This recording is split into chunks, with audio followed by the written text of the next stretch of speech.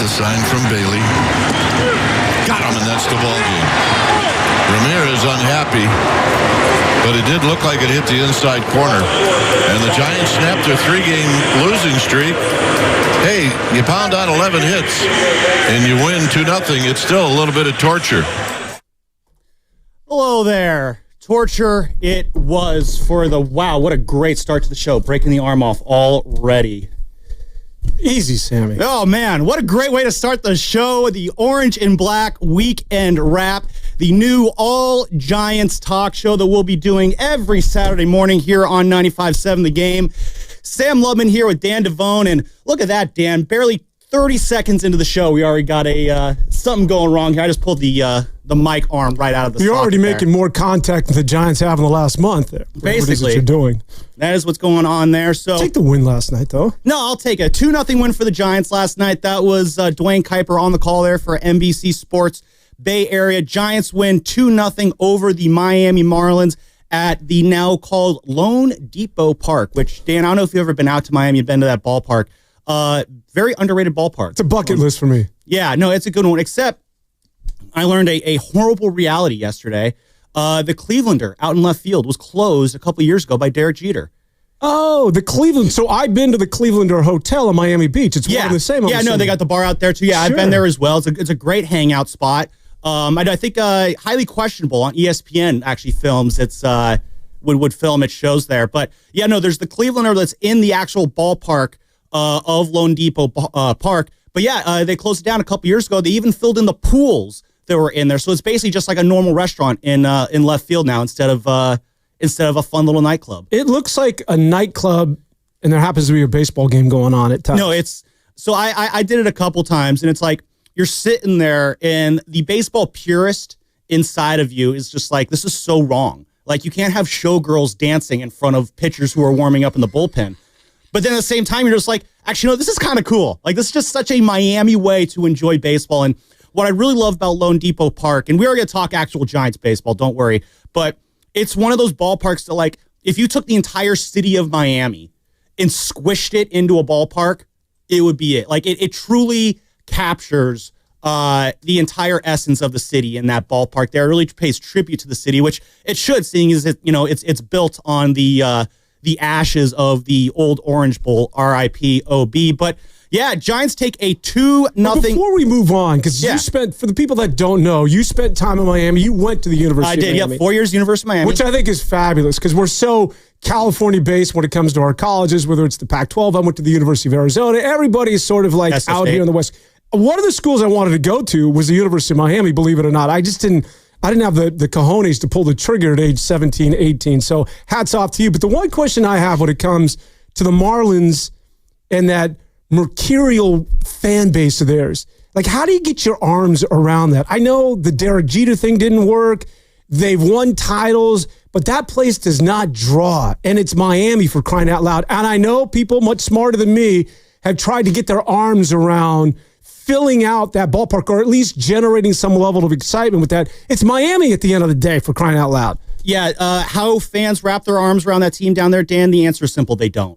Not at all. No, there is very little enthusiasm for the Marlins down there for a couple reasons. So is it Dolphins first, or is it Hurricanes? It's Dolphins far and away number one. Well, I don't know. The Panthers right now, the Florida Panthers, they're rising up the power rankings down in South Florida. Hockey's starting to take over down there. I mean, it's never going to be what the Dolphins are. The Dolphins are always king. Football is always king. It's Dolphins and Canes. Panthers, by the way, their third straight Stanley Cup appearance. I'm so jealous. Yeah. But yeah, so it's Dolphins, Canes, they dominate. The Heat, they're relevant too. Panthers obviously rising up the rankings. Miami Hurricanes baseball will get some play. Inter Miami is big down there. I think the presence of Lionel Messi is a big reason for that. And then you got your high school sports, Miami Northwestern, St. Thomas Aquinas, two of the big powerhouses down there. Not bigger than the Marlins. Is Highlight bigger than And then they're going to talk a little Canes men's hoops. They'll probably talk some Canes women's hoops, though since Coach Katie Meyer stepped down a few years ago, I don't think they do that. And then if there's time, they might be like, oh, hey, did you know the Marlins are a thing? All right, let's get out of that one. So, there's a reason, though, Dan, and that's because they feel screwed. No, it's absolutely that. Like, First off, I mean, there's the 97 title where they bought everybody and then sold everyone out. They lost 108 games. Did it a couple of times. Yes, the worst drop-off a World Series champion has ever had. And then, of course, they did it again in 2003. And that 2003 Marlins team, for me, Dan, brings me great pain because of what they did to my Giants in the 2003 division series of that year. But that 2003 Marlins team really resonated with that fan base down there. They really love that team. And Jeffrey Loria, who's the owner at the time, went in and broke it right up, just like they always do. And it's kind of like we see here with the A's, but like on steroids in terms of the mistreatment that the fans get down there. And then when it comes to Marlins Park, which should be a ballpark that's filled up every night with how nice it is, the team stinks, obviously, that's part of it, but the way that ballpark was built is probably one of the worst ways you can ever build a ballpark. In terms of funding. In terms of funding, in terms of location, in terms of every single step from A to B. You had, first off, they knocked down the old Orange Bowl, one of the true landmarks in Miami, the home of the Miami Hurricanes. The Orange Bowl. Home of all sorts of Super Bowls, great, iconic moments. And they knocked it down because they want to put this ballpark in Little Havana to, reach out to the Cuban population down there. But then what ends up happening is the Marlins president, David Sampson, who is a big guest on the Morning Roast a lot, completely screwed over. Yeah, and Nothing Personal podcast, completely screwed over the city of Miami. Yeah. He absolutely fleeced them and conned the city into a $2 billion bill for this stadium at a location no one wanted, a stadium that no one by and large wanted down in Miami, and just absolutely conned the city out of all this money. And so, yeah, that's another reason why a lot of people don't have a lot of warm feelings to the Marlins. So, we could go all day on all the reasons why fans down there don't like the Marlins. But instead, let's go all day on... Before we leave Miami, we'll Cuban sandwiches are underrated, no? For some reason, I don't know why they haven't traveled, at least to the Midwest, and made some sort of entry point here on the West Coast. And then we can move on. No, the Cuban sandwich... no one does it out here, Sammy. Please don't. No, they're not good out there, but... The best Cuban sandwiches, you got to find like those hole-in-the-wall places in downtown Miami. The Cuban sandwich at Marlins Park or Lone Depot Park, whatever it's called, still hits pretty well, though. The food at Marlins Park is pretty good. You're paying, $25, and typically those things go for like $5 or $6. All right, go ahead. Exactly. So again, so that's kind of the quick history of why no one really cares about the Marlins. That's not even getting into all the stuff that Derek Jeter did. You're trading away Giancarlo Stanton to the Yankees, and Derek Jeter, he fired Jeff Conine when Jeff Conine was a special assistant. Jeff Conine, Mr. Marlin, the most popular Marlin of all time. One of the first things that Jeter did was fire him, and so that rubbed the fan base the wrong way. And a lot of people felt like that was Jeter exacting his revenge for what the Marlins did to his Yankees in 2003. That 2003 Marlins team ruined a lot of dreams for people. And then there's also including Bartman. Including the Chicago Cubs and one Steve Bartman wherever he is at. So that is your quick history of why no one likes the Marlins. You know who I really liked this morning, Dan? It's one Kyle Harrison. I want to start off with the start that Kyle Harrison had last night. His second start since returning to the rotation. 5 innings, 1 hit allowed, strikes out 5. The 3 walks aren't great, but I'll take that from a young pitcher over 5 innings. But the best part about Kyle Harrison last night was the fastball. That's his bread and butter pitch, Dan. Last year, it was hovering around 92, 93 miles an hour all year long, and he was getting lit up. And to see him come in this year, and he's got that fastball back up to 95, 96. He hit 97 on the gun a couple times last night.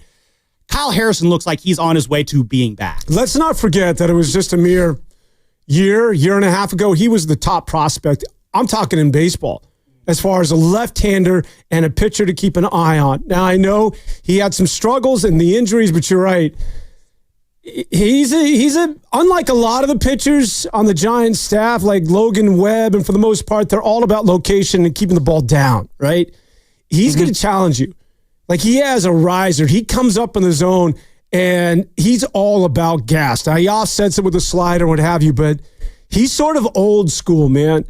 He wants to overpower you. And the question I have going forward is, yes, strong performances, but what the hell do you do now? Because when Verlander's coming back, are you literally going to take Harrison and move him back to the bullpen? I mean, that's a conversation. I think there's still another week or a few days before they have to make a decision on Justin Verlander. So that's going to be an interesting conversation. Verlander's not going anywhere. He's going to be a starter. Honestly, I think Verlander, he hasn't gotten a win yet. This is the longest winless stretch of his career. But the numbers, he has pitched a lot better than the numbers would indicate. He should have a win or two. He's been kind of screwed over by some bad some bad offensive support as well. The Giants? I know. What kind of you know what's ironic, though? We talk about bad run support. A guy we're going to talk about later on the show, today's starter for the Giants, Robbie Ray, has gotten, I believe, the 5th most amount of run support in the National League, courtesy of this Giants offense. Because, baseball is one of those things that makes a ton of sense. I want to get into that Verlander point a little bit later, but focusing on Harrison still, though, yeah, you talk about that rising fastball.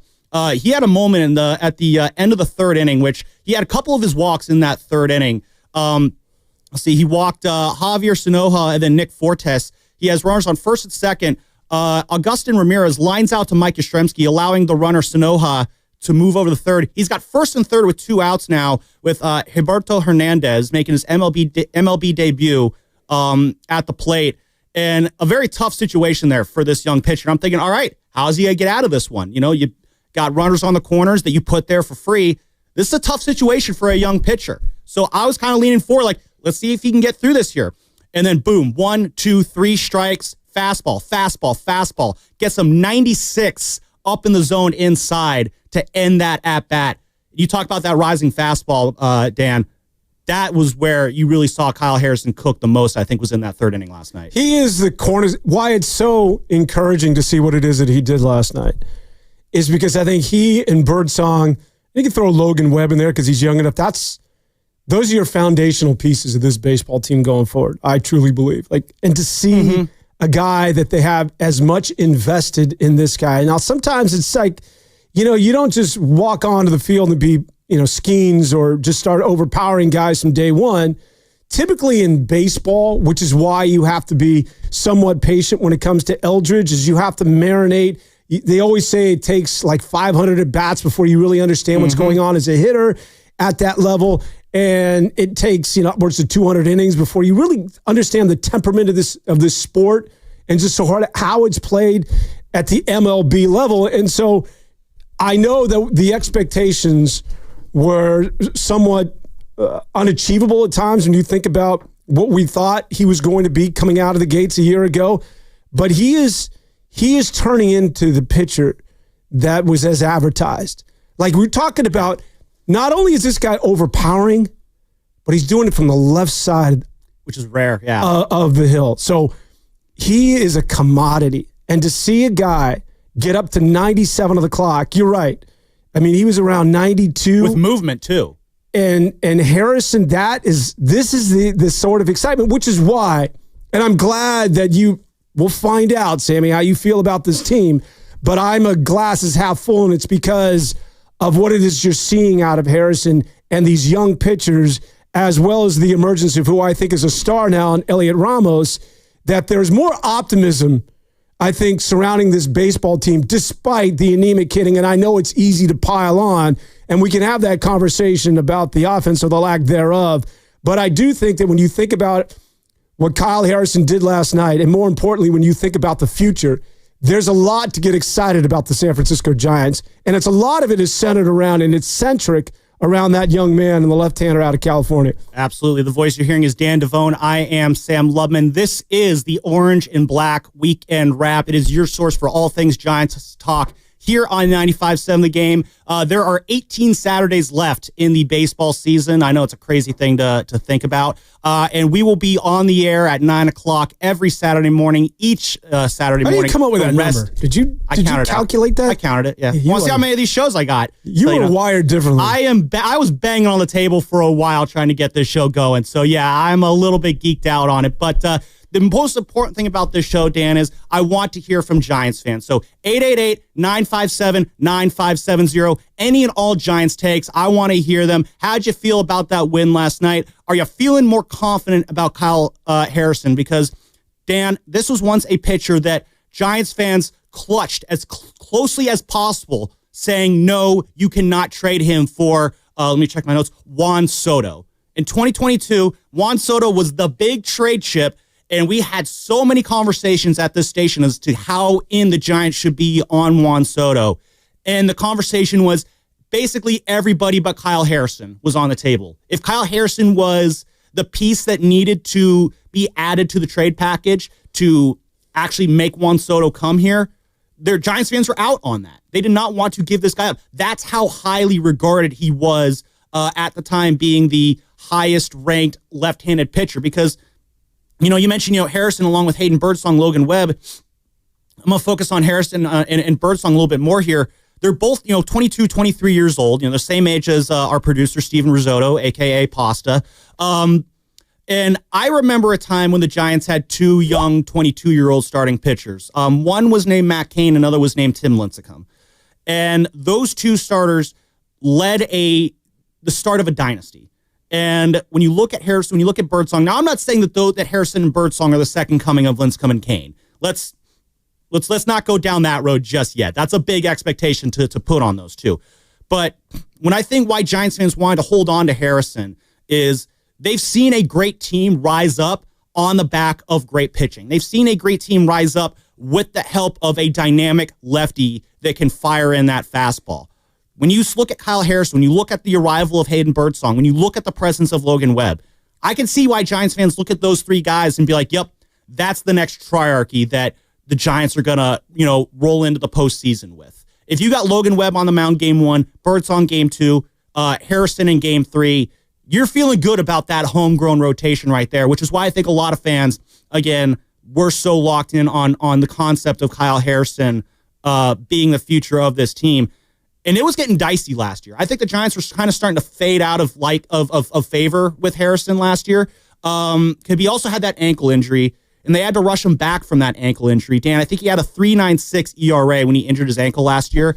Came back, and I believe it was mid-July. He had a 5.55 ERA when he came back because he just wasn't fully healthy yet. So last night was one of those nights where it's just you can start to put away all the bad that happened last year, and you can start to see why Giants fans were so gung-ho on not letting this guy get away a couple years ago.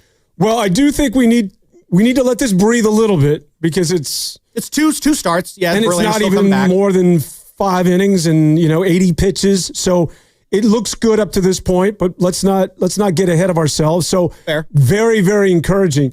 I think the other thing that I would point out, Sammy, is that not only are these guys young, but there's sort of like a Brock Purdy-esque element to all of this, in that they're under team control. Mm-hmm. These guys are cheap. Kyle Harrison, big Brock Purdy fan, by the way. Well, when you think about Harrison, you think about Birdsong, and you think about money, which the Giants still have a lot of on the sidelines there, despite the Willie Adames and some of the contracts that they've taken on. The Giants, please, they're not going to the poorhouse anytime soon. But Charles Johnson has plenty of money. You get young talent, and you're right to make that comparison because you want organic talent. Think about their pitching and sort of the way Farhan addressed things over the last couple of years. And he would go out and rent a guy for a year. Whether it's Rodon, who, by the way, is lights out now with the New York Yankees after, of course, dealing with the injury last year. It was, Blake Snell a year ago. You get these rentals for a year, and you're giving them upwards to $30 to $35 million a year. It didn't really make sense because it wasn't sustainable, and you knew that they were going to walk. And it didn't vibe with the fan base either, Dan. Like, Giants fans want players they can wrap their arms around. And I'll always remember a couple years ago when Farhan, one of the bigger early moves he made a week into the 2019 season was acquiring Kevin Pillar from the Blue Jays. And Pillar, by all standards, had a pretty solid season that year. He was one of their best home run hitters. He was a great defensive presence. There's a lot of underlying metrics that kind of showcase why you don't want Pillar around. He struck out way too much, didn't get on base enough, very all or nothing. And the Giants non-tendered him after that year. And I remember going to a season ticket holder event that December. It was right after... right after Gabe Kapler was hired. And there was a lot of anger, obviously, at Gabe because of the whole stuff that happened with the Dodgers, which has been litigated enough. We won't go down that road. The second thing that people were most angry about was letting go of Kevin Pillar, who was there for a year and who was an above-average player. Giants fans were furious that Farhan let this guy go. Giants fans want someone to wrap their arms around. When they did to Kevin Gausman, who was their co-ace in 2021, and they don't even offer him a deal after that year. There was Carlos Rodon, too, who I think in the last couple months, he told me, like, I'd say nothing but great things about those places. Yeah, that was one of the biggest lies I've ever been told by a baseball pitcher. He wanted out so fast there. I don't think he really enjoyed his time here. I think the same can be said for Blake Snell. But that's what's kind of this new era of Giants baseball. Giants fans, they want to embrace players but more importantly, they want to embrace their homegrown players. And that's what gets into why it's so encouraging to see Harrison, what he did last night. And again, you mentioned they still had the money to bring guys in. Hopefully, we'll see fans start to embrace Willie Adames more. They already are embracing Matt Chapman more as well. So, don't put that on the fans. That's on Willie Adames. No, honestly, I think Willie Adames he will be embraced by this fan base. I agree with you. No, he's a great guy. But I don't have any issue with the Giants not embracing him. If you pay that much money, you're getting 26 per for the next 7 years. Hit the damn baseball. I mean, the Giants. I mean, it's pretty fundamental. And I like Willie Adames, and I'm sort of like you as well as Buster Posey. Just be patient. But asking fans at any sport at the professional level to be patient, it's an oxymoron. Well, that's why fans, patience and fans, it's never really something that's gone well together. Adames did go 1-4 last night.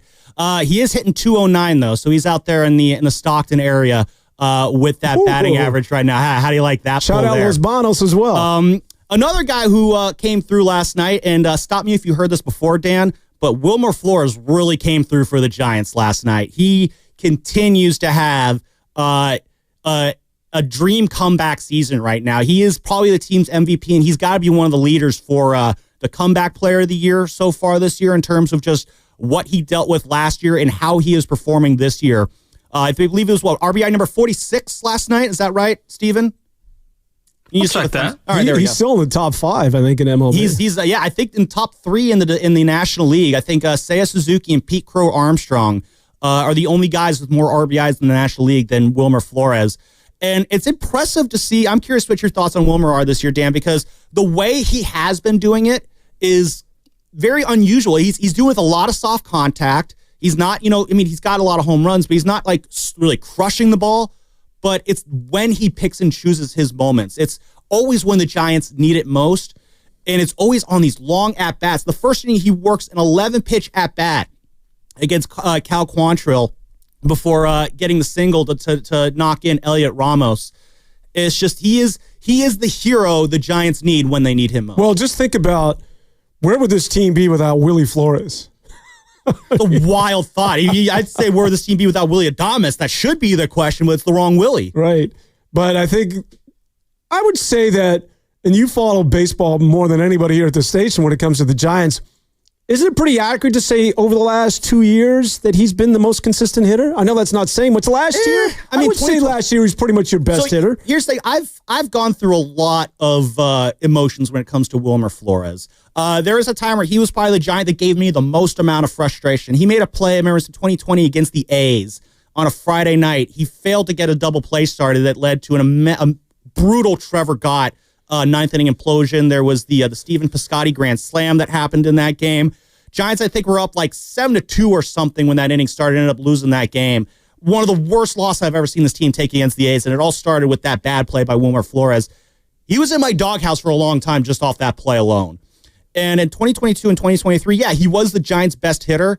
But like Dan, I'm pretty sure if you grabbed a bat and got in the lineup, you would be the best hitter too on those teams because those were not good Giants teams. Like, my question was, is Wilmer Flores good, or is he just having a career year on a mediocre team?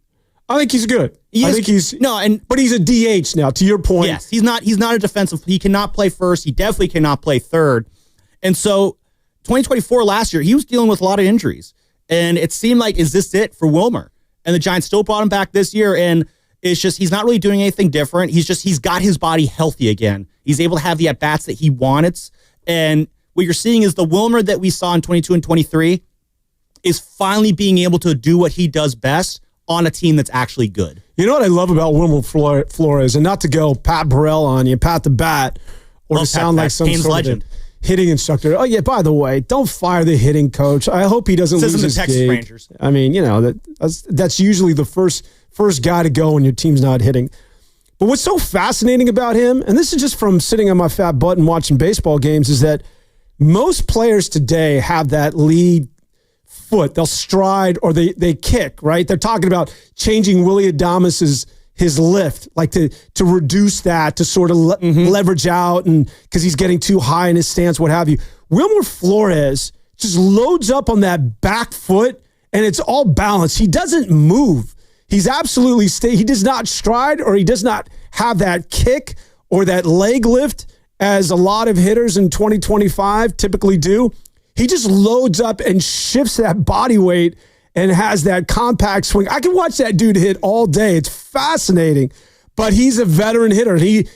It's interesting because when you think about when he came up with the New York Mets, remember the day he thought he was trading and was crying? I remember that, But Willie Flores is a guy that was always thought of, believe it or not, as a glove guy. He was a starting shortstop when he came up with the Mets and a light hitter. And now that's been completely reversed, where he's now a veteran hitter that, to your point, is patient, can work pitches, and a liability in the field. So he's the perfect DH. I just love the way the guy hits in terms of his mechanics are so odd. And the approach, you mentioned the veteran side, the veteran presence, and he is, again, another part of the reason why this team is so successful is not just what he's bringing to the plate, but what he does bring to the clubhouse. Everybody in that clubhouse loves Wilmer Flores. Like, they speak so glowingly about him and the presence he has, and I think him being healthy this year and being able to be more present with the team, because when you're on the injured list, you're around the team, but it's different. You know, you're not truly with the team in the way that you are when you're active, when you're playing every day.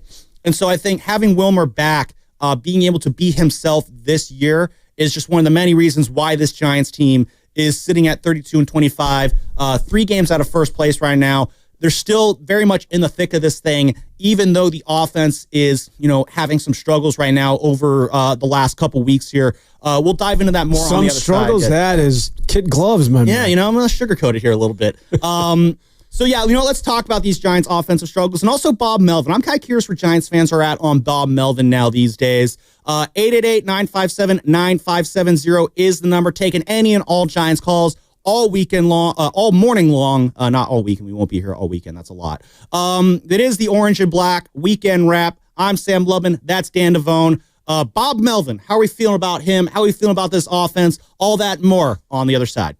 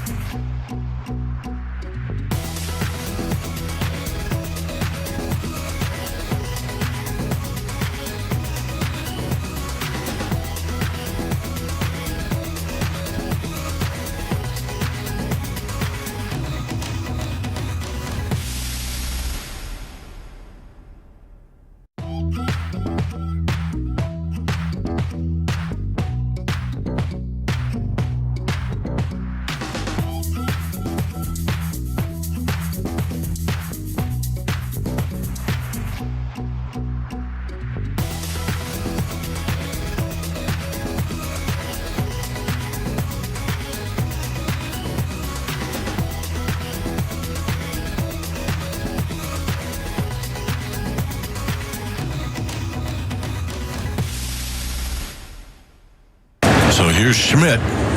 Schmidt drives one to center field. Bailey's going to go back and tag.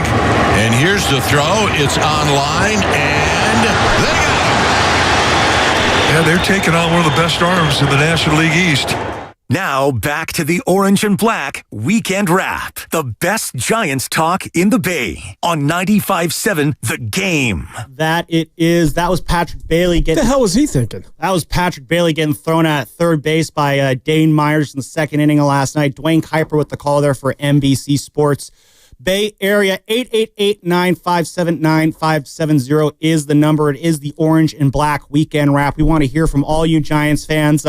How you feel about that win last night? How we feeling about this season right now? We will take any and all Giants calls and takes this morning. But yeah, seriously, what was Bailey thinking? Yeah, that was a rough one last night. I don't know. Were the Giants just getting Bailey for crying out loud? I know. First off, you're the catcher. You're not fast, but that's when you're a team that's desperate for offense. You start making pressing moves like that on the base paths. You can't have that. And then Fitzgerald doubles right after it. It costs you a run. It costs you a run. It comes an inning after Elliot Ramos tries to stretches a double into a triple. He should have been out as well. A better throw would have gotten him there. So, especially when runs at a premium. Like, come on. Is that on? I mean, is Matty Williams calling that? Like, what the hell are we doing? I would have loved to have known what happened there. No one really asked about that yesterday. Bob Melvin, though, did kind of talk about just how the bats were better. He did talk about the base running last night. Here's what he had to say after the game about just the overall offensive performance of this team that did bang out 11 hits with only 2 runs. Yeah, I mean, obviously we got a great pitching performance by several guys. Our at-bats were better. We got a bunch of hits today. We couldn't get the big hit with runners in scoring position, but I thought our bats were better all the way around. We ran the bases a little bit better. I know it only showed up as 2 runs, but the pitching covered it. Yeah, so he did mention the base running was better. Wasn't great. He mentioned it was better. But yeah, I would have loved to know what the thought process was on Bailey trying to tag up there, because you said it best, and when runs are at a premium, you can't run into outs. You especially can't run into outs at third base.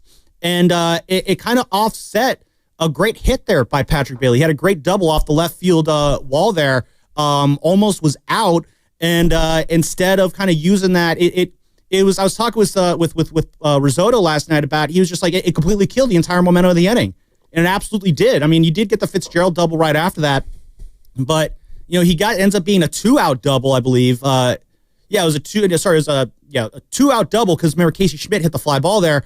You would have had basically 1 run in with 1 out, and you top the lineup coming up. Instead, you got 2 outs, runner on second, and Mike Yastrzemski strikes out. The rally that could have been ends up not happening. Yeah, there were 2 questions I would have loved answered, and maybe you can provide one of them. We didn't get the answer to who sent Bailey. Was that on his own? And why in the world was he doing that? And secondly is, why did Tyler Rogers come out of that game last night? And I think Tyler Rogers was, I'm going to assume that he wasn't 100%. I could have sworn that on the broadcast, he looked like he was favoring his arm, or he grimaced at one point. Tyler Rogers? Yeah. I did not notice that. Well, okay. Well, then somebody needs to explain to me, why did he... So he only throws to 1 batter, and then we're just going to... So no, Rogers is usually the 8th inning guy, but I know Bob also likes to bring him in. Like, I don't think he's a guy who goes like multiple innings like that. He's very... Honestly, the way Bob Melvin did the bullpen last night, I thought was... I get it. I know where you're going with this, and he did well because he used all those pitchers. Yeah. But I think it was kind of a gutsy bullpen performance by Bob Melvin last night. First off, he had to get bit because Blivens was not good, and there was no reason. Tyler Rogers worked 1 batter, got the strikeout, perfect setup guy to Camilo Duvall. I'm like, okay, Rogers comes out for his 1 inning. Where the hell is he? Yeah, I think what was going on there is, so what happened there is so Harrison goes his 5 innings. And I think they wanted to get a bridge in that 6th inning there. So they go to Tristan Beck. Beck did not have his best stuff. He's walking guys, wasn't really going well. So then you got to bring Ryan Walker in a very difficult situation there in the bottom of the 6th inning. Walker's able to get that last out though. He gets Dane Myers to ground out. Then you go to Eric Miller in the 7th inning. Miller doesn't have it. So then you got to have to speed things up. That's why I think he went to Tyler Rogers. No, because he had to bail out Miller there. But then you don't have your 8th inning guy. Well, it's Rogers. Rogers threw to 1 guy. I don't think Rogers is the guy who Bob likes to send back out there to start a 2nd inning. I mean, maybe that's part of the problem. Maybe Tyler Rogers should be that guy. I agree with you. It would have been nice to see that. It's a little micromanaging. He threw to one guy. He's your eighth inning guy, and he was economical in his pitches. He overpowered guys, and threw 4-5 pitches. No, he absolutely could have kept going there. Going to Bivens, I thought going to Bivens was interesting in the bottom of the eighth. Again, Bivens did get through it to his credit, out a couple base runners, but he was able to get out of it, which is good. A better team, though, I don't know if it's as happy of an ending there. I agree with you. Maybe Tyler Rogers does come back out in the eighth inning, or you know what? You got Jordan Hicks available. Let's go to Jordan Hicks in that eighth inning. It's been a couple days since Hicks has pitched, so maybe you don't want to do that. Where's Rodriguez? That was where I was going to go to. Where was Ranrod? I thought he was in one of those situations where maybe he has a scheduled day off. Yeah, I think which makes sense. Except for they had the off day on Thursday, and then he pitched on that was the 30th. He didn't pitch in that Wednesday game. So he was 2 days of non-throwing. So he was ready to go there. So, yeah, I thought that was a very risky move by Bob Melvin there, going with Bivens in the eighth. Because I see Bivens, and we'll get into the bigger Bob Melvin conversation here, because, I'm kind of curious where Giants fans are at on Bob Melvin this year. The bullpen management has always been the thing that a lot of the Bo Mel detractors will point at. Though I look at this bullpen this year, and it just seems like the roles are so set with this bullpen. Everybody knows when they're coming in, what they need to do, what situations they're going to come in. Randy Rodriguez and Eric Miller, they're the guys you go to when there's guys on base. Rodriguez more so than Miller. Bivens and Beck, those are your long inning guys. Bivens probably more of a mop-up guy, still an important role. And then you got your back three, Ryan Walker, Tyler Rogers, Camilo Doval, who is now installed as the closer. It was made official this week. So when guys are coming in, and then you got Jordan Hicks kind of being this jack-of-all-trades swing guy who you can kind of deploy at any point in the late innings, and he's going to be bringing it with that heat and that movement. So you got both really, really great defined bullpen rules that I think is going to make it very difficult for Bob Melvin to kind of find ways to mess that up, so to speak. But then you see what happens last night where the bullpen kind of gets thrown out of whack. And yeah, you do go to a risky move there. I think there were better options you probably could have gone to in that eighth inning. Well, it's Tyler Rogers, and I don't want to sit here and second guess Bob Melvin. It's not what I'm doing, but I think that sometimes you sit there and there's head scratching moments. Like, well, it's Rogers. Just roll him out there for the eighth. I thought he was hurt. I'm like, he must have. I'd have to go back and take a look at that. I think no one asked about that after the game. Yeah, so. and to me, it's just an obvious setup, and you give it to Camilo Doval. I mean, Bivens almost blew that thing, and if he did, that's on Bob Melvin. But we can get in.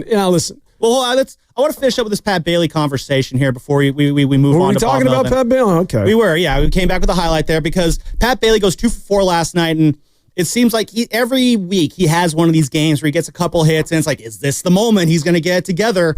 And Buster Posey was talking about earlier this week about Patrick Bailey, how, again, the offense is whatever. What he wants, though, is he really loves how Patrick Bailey is basically leading this pitching staff right now. This pitching staff is one of the best in baseball. You got the bullpen is the best in baseball, just going off of ERA.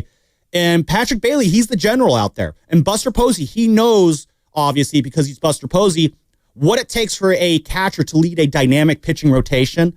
And the way Bailey is leading this rotation right now, the defense he's bringing, he had that back pick on Hernandez in the first inning last night. Harrison walks Hernandez, then he immediately gets picked off on the back throw there, which Patrick Bailey, one of the best in baseball at the back pick.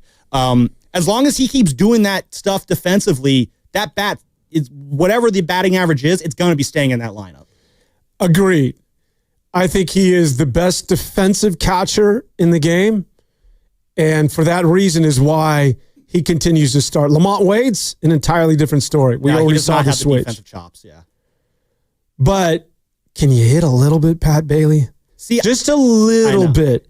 This is statistically, Sammy, the worst hitter in baseball going back to last year, going back to like last August in every match. The worst in baseball. And there are guys who play for the White Sox that exist too. So like that's not a good club to be in. Of at bats, all right? Yeah. And all he needs to do is just give me a little bit, and it can justify you continuing to start and be my primary catcher. I think, and I'm one of those, I'm sort of old school. Like when I was growing up, you would always sacrifice offense for defense in the middle of your diamond. Like your catcher, your shortstop, and your center fielder always had to be good defensively, and then it's your corner guys. If they can hit, that's great, but yeah, I see. Yeah, and then it changed with like A-Rod, who became a 5-tool guy. Now the catcher, now like the shortstop especially, you got to be able to do everything. Exactly, and your center fielder is pretty much the same way. The catching position is still so vital because you're handling the pitchers. Framing is essential in terms of your resume and being a good catcher in Major League Baseball these days. And it's not necessarily the arm strength, but it's the quickness. And this guy, his release is faster than anybody in Major League Baseball. So defensively, and you expect to get help once again at the corners from third and first, and it's obviously not happening with the Giants. But Bailey needs to give you a little something. I think, and I have a theory here, and I'd love to get your response, that he's playing too much. And I think that Joey Bart, which I think now we can all admit was a mistake. Oh, yes. Well, you would have a dual catching situation there had Joey Bart not been dealt to the Pirates for basically nothing. Had to make room for Tom Murphy. And the fact that Bailey is your guy and is catching, just because Huff isn't giving you anything either, he is in the squat too much. And you would have had Bart to sort of alleviate a little bit, because Bailey came up and he could hit. Like at the beginning of last year, I remember he could hit. So I think it's there. I just think the dude needs a couple of days off and reset just like anybody else. But you don't have that luxury. But you would have had Joey Bart been sticking around. That's an interesting point there because, again, Dan, like his rookie year and then last year, you saw it. He faded down the stretch. And it's hard first off, it's hard to be an offensive catcher. You know, I mean, we've been kind of spoiled the last few years. Obviously, we got spoiled with Buster Posey, one of the best offensive catchers ever. Easily probably one of the better ones of this generation. Yadier Molina was able to do both. Joe Mauer was successful at both. That's about it, though. I mean, Mike Piazza obviously as well, but I'm staying just in the last 15 or so years. But when you're in the crouch, when you're in the squat every single inning, and then you got to get up. Salvi Perez, actually, that's a good one, too. I apologize for missing him. Probably one of the better. Still going, by the way. He had that home run against Logan Webb a couple Wednesdays ago that, right-handed hitter going into the arcade. That's very difficult to do, and he absolutely cheeked that thing out to right field. So this is all to say, it's very hard to be in the squat every inning. Perez, by the way, he's playing first base more this year. Yeah. He's not playing catcher. It's hard to be in the squat every inning and then get up and go hit. Like, that's a lot of strain on your legs. So it's not easy to do what these elite hitting catchers that we've seen is doing. That being said, Bailey, as far as the playing time, 2 years in a row, he's faded down the stretch. I remember talking to him at the end of his rookie year and just being like, what's the plan next offseason to make sure this doesn't happen? And he talked about, they got nutritional stuff and working with Buster to avoid these same mistakes. And, if you're in a situation where you're making the same mistake twice, like I tell, so we're breaking a new producer here at the station, Zach. And I'm Hoosiers. He's one of our Who's. You always got to have at least one Hoosier here at 95.7. It's been a while. I'm explaining to him as he's getting started as a producer. Like I told him, one of the things that's going to happen when you're getting into this job is you're going to screw up. It happens. I've been producing the Morning Roast for 3.5 years. I still screw up at stuff. It happens. But just not on my watch, Hoosier. Exactly. But what I told him, though, is if you screw up, learn from it. It's when you keep making the same mistakes over and over again, that's when it's going to start to become a problem. So I think the similar situation, you're not doing that, Zach, by the way. I just don't mean to call you out like that. You're doing good. But with Bailey, it's, the first year you're a rookie, you're still trying to figure out your place in the big leagues. It's a different routine. I get that. But then when you kind of talk about how you understood the changes you need to make, and then the next year you have that same fade out at the end of the year, it's like, dude, what's going on? And then so now you come into this year, and again, struggling big time at the plate, 2-for-4 last night. Also, but he's hitting 183 still. He's still on the interstate. Over the last couple weeks, last 14 games, a little bit better. He's hitting 200 with 333 slugging percentage. He's striking out 33% of the time, though, over the last 2+ weeks there, Dan. That's not good. You need to be putting the ball in play. Now, do I think the Giants make any sort of major changes around Patrick Bailey? Absolutely not. For as bad as that batting average looks right now, I feel like his seat is still very, very cold. And we had Dave Fleming on the Morning Roast earlier this week. We asked him about Patrick Bailey, and this is why he said basically the Giants are happy with what Bailey is doing here. Buster said it publicly at the start of spring training. He said it to Patrick individually, and he said it to everybody. The number one job of the catcher is to be the leader, the captain of the pitching staff. And the Giants have arguably the best pitching staff in the game, and Patrick is doing more than his fair share in that regard. And that is the number one job. And in some ways, it's up to everybody else to pick up the offense. Like, in some ways, what the Giants' all-time greatest catcher has said is, let that spot be dedicated to what Bailey does best. And would we be talking about his offensive struggles as much if Lamont Wade were hitting and Willie Adames were hitting and Mike Yastrzemski hadn't fallen into a slump? We wouldn't be, probably. So I think the Giants internally are still focused on the great stuff that Patrick Bailey brings. Again, they're focused on what he brings behind the plate. And I do think there's a bit of an unfair expectation from Giants fans when Bailey got off to that great start hitting his rookie year where they're like, oh, it's Buster Posey 2.0.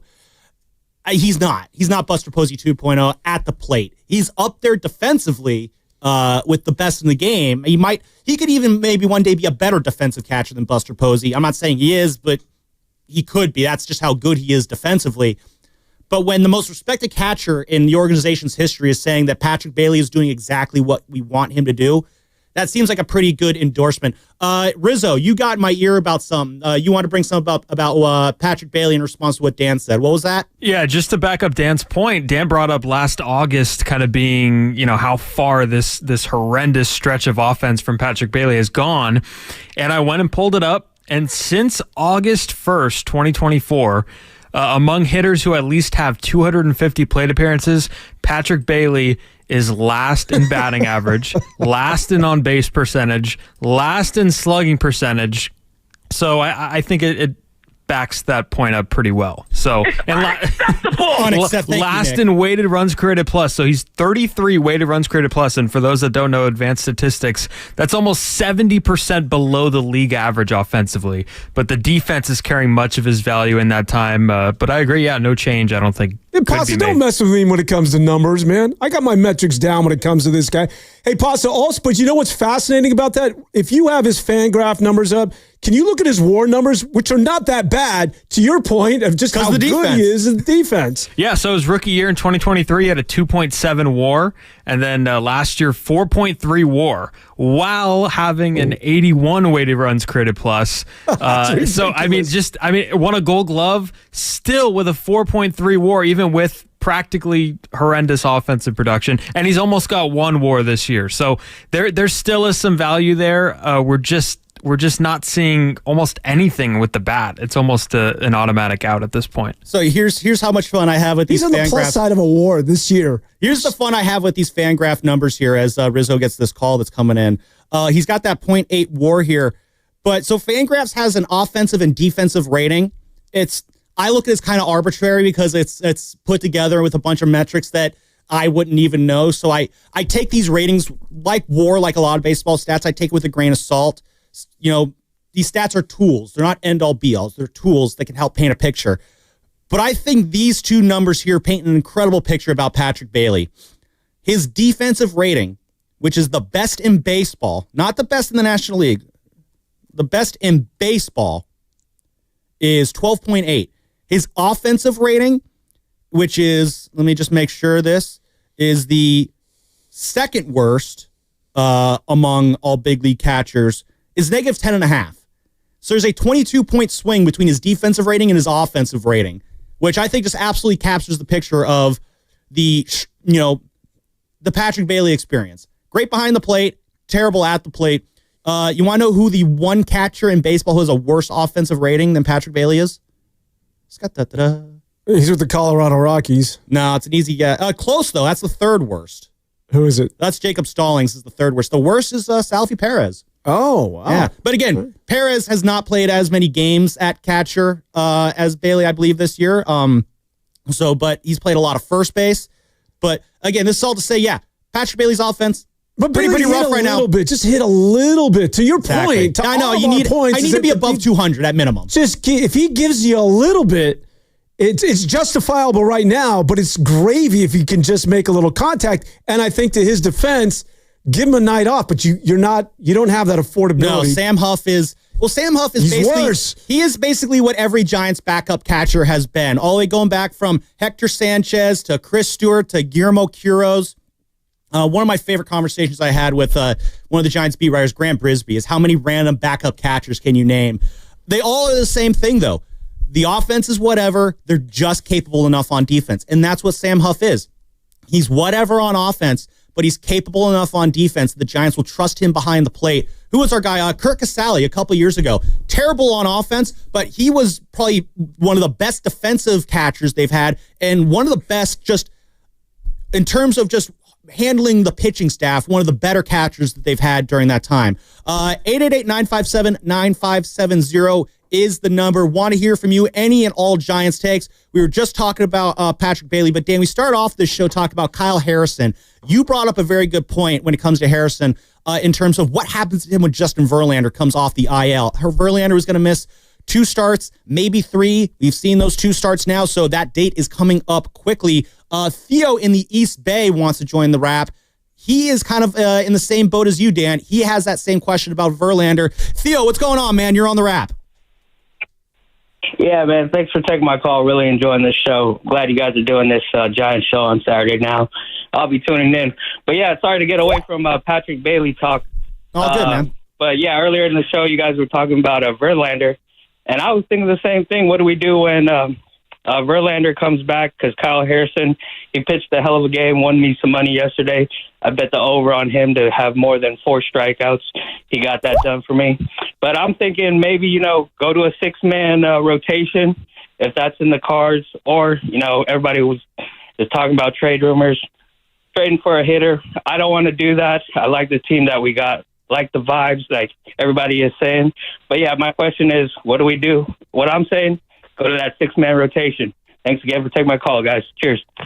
I do like that bull take there, 6-man rotation. I'm kind of curious how that would work for guys like, let's say, Logan Webb, who is so ingrained into that every 4 or 5 days. But, yeah, it's a tough predicament here, Dan. It's a good predicament to have because obviously you got Webb, you got Birdsong, Robbie Ray's looking like an all-star, Harrison pitching well. But the complicating factor is also it's Landon Roop, who has pitched incredibly well the last couple weeks, his last few starts here. His last start was incredible. That curveball mixing very well with that sinking fastball that he has.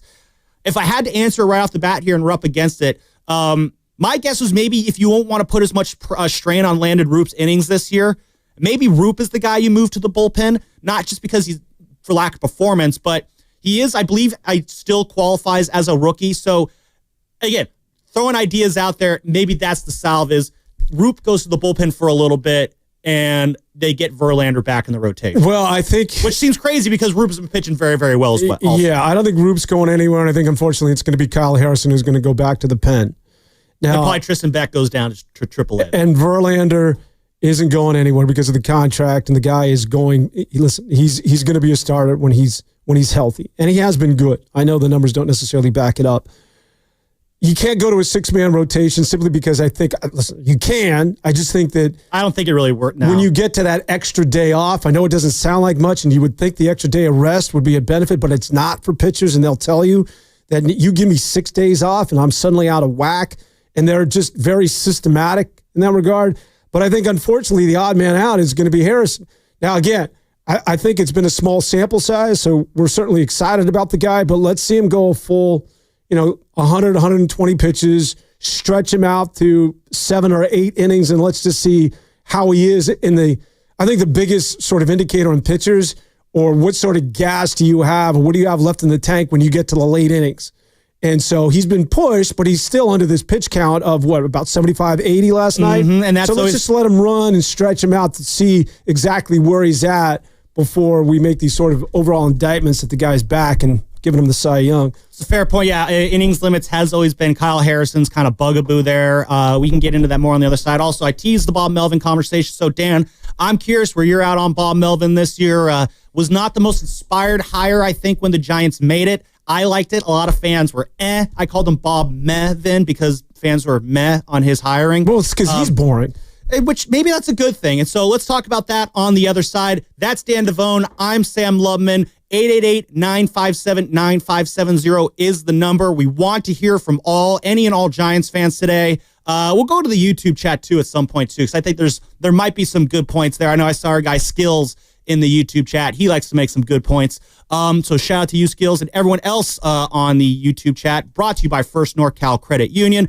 More Giants talk on the other side.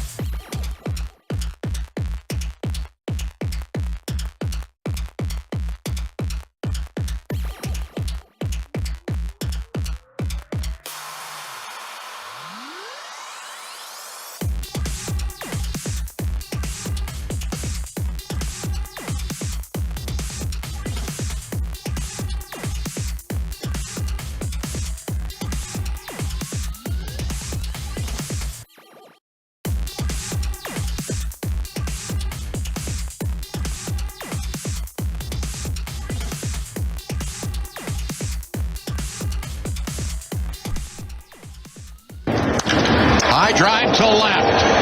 It is out of here.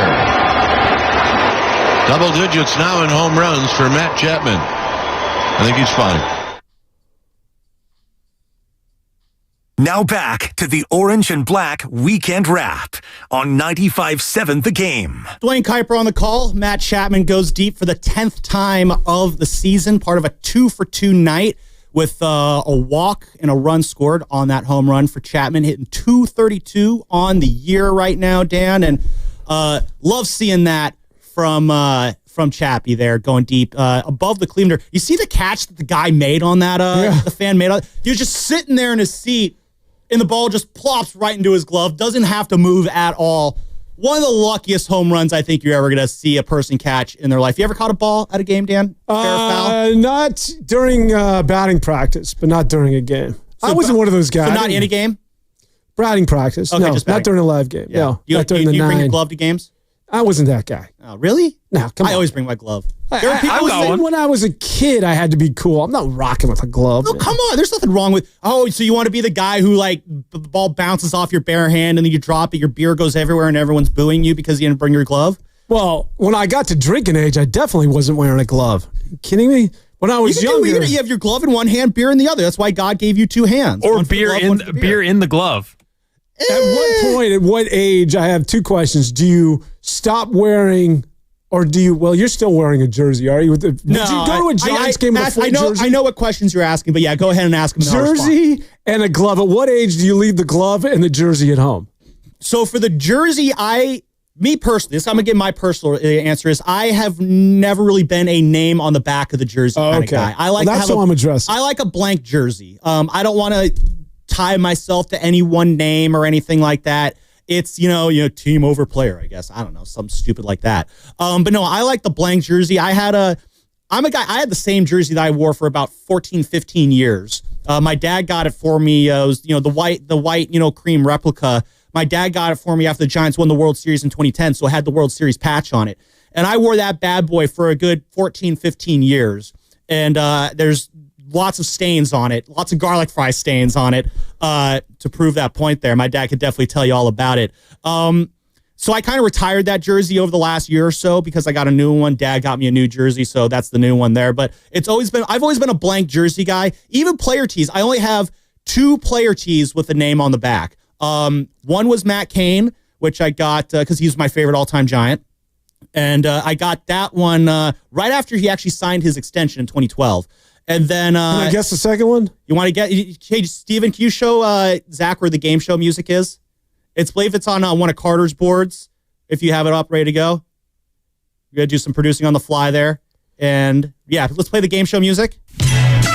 All right, Dan, who do you... Your second jersey belongs to... Let's fade down. There we go. The former catcher, Benito Santiago. That is an incredible guess out the gate, but it's wrong. Oh. It's going to be... I'm curious of how many guesses. I'm going to give you 3 more guesses here. Go ahead. I want to know. Go ahead. No, Rizzo, you want to take a guess at who my other player T is? One is Matt Cain. Who's the other one? I'm going to go with my all-time favorite Giant, Tim Lincecum. No, not even close. Zach, do you want to take a guess as to who my other player T is? This guy, as he cracks the mic, pots it up, hit the button to turn it on. Barry Bonds? No, that's a big whiff there.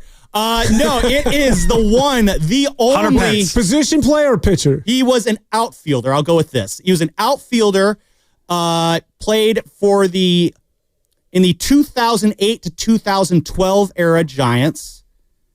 Nate Shearholtz. Ooh, that's a close one, but that is a no. He was known for having an interesting batting stance. Eugenio Velez? Oh, my God. Aaron Rowan. There it is. Of all I don't know if I can say the nickname that fans used to have for him. We can fade out the music there. But yeah, Aaron Rowan, who his batting stance always looked like he was trying to hold in a poop while he's hitting at the plate there. No, I got that one because the Giants signed him after the 2007 season, and to celebrate, my dad got me the shirt because we were so excited about Aaron Rowan joining the team. Do you remember in 2006? Wait, so Aaron Rowan. Yep. Matter of fact, where's Matt Nahagian? Can we get him on line 2, please? Because I know he can rock this story. I'm almost certain of it. Right. And he and I have not talked about this. But he has Philadelphia roots. And I'm talking about our esteemed program director here, Matt Nahagian. Aaron Rowan, to this day, who's been removed from baseball and from the Philadelphia Phillies for decades, he could still walk into any restaurant and he's not paying for a meal. He's right up there with Joel Embiid. In Chicago or in Philly? In Philly. Okay, yeah. He's up there with Joel Embiid. He's up there with Dr. J. That dude is a legend. And you want to know why? Because it would only resonate in a place like Philadelphia. There was a play when he was a center fielder for the Philadelphia Phillies. I know where you're going with this. And he went 100 miles an hour into the wall. Mm-hmm. He shattered his face. Blood everywhere. He was bleeding and retrieved the ball and I believe, threw it back to the infield. One of the toughest plays I've ever seen a player make. And for Philadelphia, from that point forward, he was a badass. That dude was right up there with Rocky Balboa. Yeah. And so he is an absolute legend when you talk about Aaron Rowan and Philadelphia. And, of course, when he came to the San Francisco Giants, he had a couple of good years. Yeah, he had a couple good moments. But, no, so you bring up that play, and that's why I was excited when the Giants signed Aaron Rowan, because coming out of that... remember that prior to him coming to the Giants? Yeah, no. So that factored into you wearing a absolutely, jersey. No, so let me tell you the story here. So, so the 07 season ends, Barry Bonds retires, and there was just a slow malaise around this Giants team. It was just... the year prior, it was just a lackadaisical season. And the Giants, they wanted to bring, I think, grit and grind or something like that. Like, where's the grit? Find the swagger, stuff like that. They wanted to do an attitude, our cultural reset. Boy, does that sound familiar. And so they brought in Aaron Rowan because they wanted a tough, hard-nosed gamer, so to speak. You know, we always use that term. That guy's a gamer. And Rowan absolutely fit that ethos that the Giants were trying to get. Now, you bring up that play in center field. I remember when it happened like yesterday. I became a fan of that play. So much so, Dan. So I don't know if you've ever played MLB The Show. I'm sure everyone has played MLB The Show at some point. MLB The Show 07, the opening intro thing for whatever that video game, the first shot on that little opening montage was Rowan running face first into the fence there. And so every time I fired up that game, that's what I would see. And it just made me like Rowan even more and more.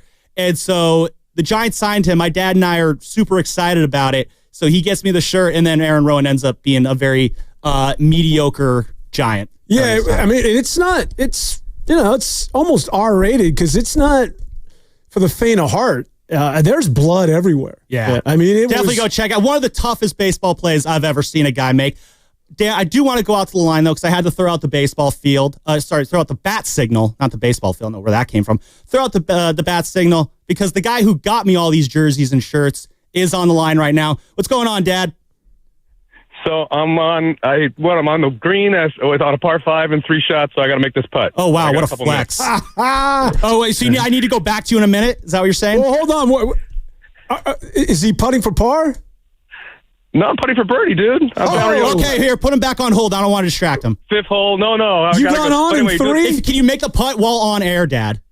No, we're not going to do that shit. Oh. Hey, good job, kid. And yes, I bought every one of those jerseys, and you're right about. Oops, sorry, I think we lost him here. We'll get him back on once he finishes making that putt there. Wow, the fact I got him to call in from the golf course, though, that's a pretty big flex there. But yeah, so that's the story of how I got one of my those player tees there. So we're gonna get him back on the line there. I guess service isn't very good on the golf course there, but we want to talk a little bit about Bob Melvin there as we have that little aside there about player tees. Did you ever have a player tee growing up that you like to wear? No, I didn't do that stuff. Okay. I didn't wear a glove. I didn't have a tee, man. I was too cool for school. Even when I was like single digits at 8 years of age, I was still winking at girls, man. I couldn't be that dude with a glove. They wouldn't look at me. So no, I was always trying to be the cool dude. No gloves, no jerseys. Just too cool for that? Just flat out. All right. I've been the kahuna from day one, man. I do it differently. All right, didn't want to wear another grown man's uniform? No, name on your back? And nothing against people that do, for crying out loud, especially if it's Aaron Rowan. All right, so let's get back. He's co-hosting the show with me. Of course I got it. Let's get back into some Giants talk here. That's way too much Aaron Rowan talk for my liking. Bob Melvin, Dan, how you feeling about Bob Melvin? Here's my thing with Bob Melvin, and we have history. I go back to the Seattle Mariners with this guy. Remarkable manager, okay? Just he's good, and he's a perfect fit with San Francisco, obviously, after what it is that he did with the Oakland A's. For crying out loud, shout out Cal. He was a product for the Bears. An old Kenyatta College before Bob that. Milano. former, I believe, his head coach. And, of course, he played for the San Francisco Giants. I just find the dude boring. And I know this is a personal rant, all right? This has nothing to do. Please spare me. The guy's been good. I know he's been good. From what it is that we do in covering players, I just need a little more personality. I don't know if necessarily players have that similar take. And I know the older that he gets, that people can say that there's a disconnect with some of the younger players of today. I don't know if there's anything there because for the most part, if you look around the league right now, for crying out loud, Terry Francona is still doing things with Cincinnati. One of the best. Somebody dusted off Tony La Russa a couple of years ago. And that did not go very well at all. Bruce Bochy's still going at it too. Boch, yeah. But Bochy's a little bit more, although he might, you could say, void of personality, but he's so folksy that almost becomes the personality in and of itself. But there's just something about Bob Melvin that I'm not a fan of him from a personal standpoint, and I just need a little something. And I know Gabe Kapler in his half-shaven beard and less than 5% body fat was maybe too much on the other extreme, but just meet me halfway. I hear you. And this guy gives me nothing. In terms of baseball, I mean, I'm the last guy in the room that's going to question his moves, however. Yeah, no, so I think, again, as I mentioned before the break, it wasn't the most inspiring hire, I think, for Giants fans. I think a lot of Giants fans looked at Bob as just the manager with the A's and Padres who kept flaming out in the postseason. But yeah, you mentioned the personality thing. I do think Bob Melvin is a much better personality fit with this Giants team than Gabe Kapler. I mean, Gabe Kapler, he tried to have his personality kind of dominate a little too much. So to that point, like I like the fact that it's kind of the opposite with Bob. I like he's a more traditional manager, I feel, and he's old school. He's kind of got the right. He talked about this is a guy he played for Roger Craig back in the late 80s. This is a guy who he talked about who his managerial influences were. He mentioned Phil Garner, one of the tougher managers out there. The old manager for Pirates. I want to say Astros and Twins. Yeah. Phil Garner, Steven Risotto? Yeah, Phil Garner was an Astro and a Twin. There you go. He's a former Oakland A, I want to say, as well as a Pittsburgh Pirate. So, Bob... Wait, can I just give you a piece of trivia? What's Garner's first name? Phil. Was Phil Garner traded for a manager for the Pittsburgh? Was he the first player to be traded for a manager? Did Tanner go to the Oakland A's? Ooh. And was Phil Garner part of that trade? So a manager for player swap? It's never been done. Oh, okay. Let's get the crack staff of the pack. I want to say Garner might have been the first guy who was involved in that trade, but go ahead. Okay, but anyway, yeah, so Bob Melvin, I think this year, though, and you saw it a little bit last year, the Bob Melvin I think we saw in Oakland and San Diego, it's a little bit different from the Bob Melvin we're seeing now. We've had Dave Fleming on a lot, and he's talked about how Bob's a bit edgier, a bit more fiery than he has been in the past. And I think last year, Bob Melvin was managing with shackles on. And what I mean by that, he couldn't make the moves that he wanted to make. He couldn't make the changes in the lineups that he wanted to make because there were people upstairs, and when I say upstairs, I mean Farhan Zaidi, that's 3 Farhan mentions this show, that they were making the decisions for him. It was always because Farhan comes from that circle of thinking where the executives make the lineup. Bob is more old school. He wants to be the guy who has the final say on that lineup. And that was one of the big things that Buster said in his intro presser. Bob has the lineup now. And so Bob is able to manage more freely. He's able to trust himself and kind of go with what he wants to do. Now, there's collaboration, obviously. Back when Bochy was here, him, Brian Sabian, and the rest, they'd sit down and, go over the lineup forever. But at the end of the day, Bochy made the final call. And that's what we're seeing here. Bob Melvin is making the final call here. And I think you have a Bob Melvin who's more in his element now this year because of it. Yeah, I would agree with that. I think that I'm with Bob Melvin in that he's very old school. And I like the way that he is, unlike that of Gabe Kapler, while he takes metrics into account. You have to in this day and age. You got to weigh the algorithms. It's not the sole thing that guides him in every move.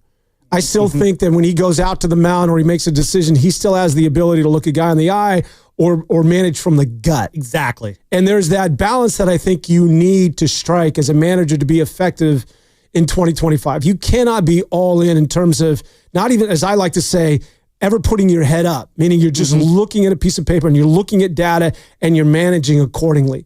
There is a human aspect in all of this at the end of the day. And I think you need to strike that balance. And Bob Melvin has always been one of those guys who's been able to do that. One of the ways I know, I agree with you absolutely, Dan, because one of the things that Bob is focused on here is continuity and culture this year. The last couple of years, Giants baseball there was a ongoing train between San Francisco and Sacramento in terms of how guys would get moved in and out of the clubhouse, all the moves that Farhan Zaidi would make. And when you're having those moments where, or if a young hitter hits a home run in his first at-bat and gets pulled for a second at-bat for a matchup, for a better matchup there, moves like that can really cripple the confidence and the culture of a clubhouse. What Bob has done this year is he's letting guys kind of get their run. He's giving guys a long leash to work with here, and he's talked a lot about, wanting to have continuity, wanting guys to feel comfortable around each other. I feel like part of the reason why this team has been so successful, especially in the later innings of games at times, is there is just a group camaraderie within this clubhouse where guys are playing hard for each other. They enjoy being around each other. And when you have that continuity in the clubhouse, when you know every day who's going to be at the locker next to you, you know every day where in the lineup you're going to be, you know every day what inning you're going to come in, what matchups you're going to be used for. When people know what their roles are and people know that they're going to be around here for a few days, few weeks, or longer than that, when people know what they're going to be doing, it's easier to do. It's easier to do your job when you know what that job is. And so I think that's kind of been the biggest thing that Bob has brought to the team this year now that he has Buster Posey above him calling the shots. It's create a continuity in that clubhouse that has guys able to play to the best of their abilities. Yeah, I think it's called cultivating the proper culture. There, exactly. And it's true for just about every sport. And you want to create the proper energy. I'm one of those strong believers that what happens in the clubhouse, what happens in the locker room, translates. There's a linear connection between wins and losses. If you can get it right in the locker room, hell, the Giants in their first World Series proved that is the perfect example of where they had young pitching and good young players, but there was just you had a sense that there is a spirit and that if you get it right in terms of that locker room, it is going to translate to the field. And as a result, you'll win more games. And I think that to Farhan's discredit, is something that was absent for the Giants during his 7-year run. I listen. The human element. Yeah. It was missing. And listen, before we hate on Farhan, and I went after this guy. Well, I do want to talk about Posey and sort of what's looming in terms of the trade deadline, because everything has been sort of rosy up to this point. I definitely like that idea. Let's try and go back out to the golf course. Let's see if service is a little bit better. Go to my dad, Jim, on the golf course. Dad, did you make that putt there? Let's get him on. Left it a little short. Oh, well, you can't be on the phone while you're putting.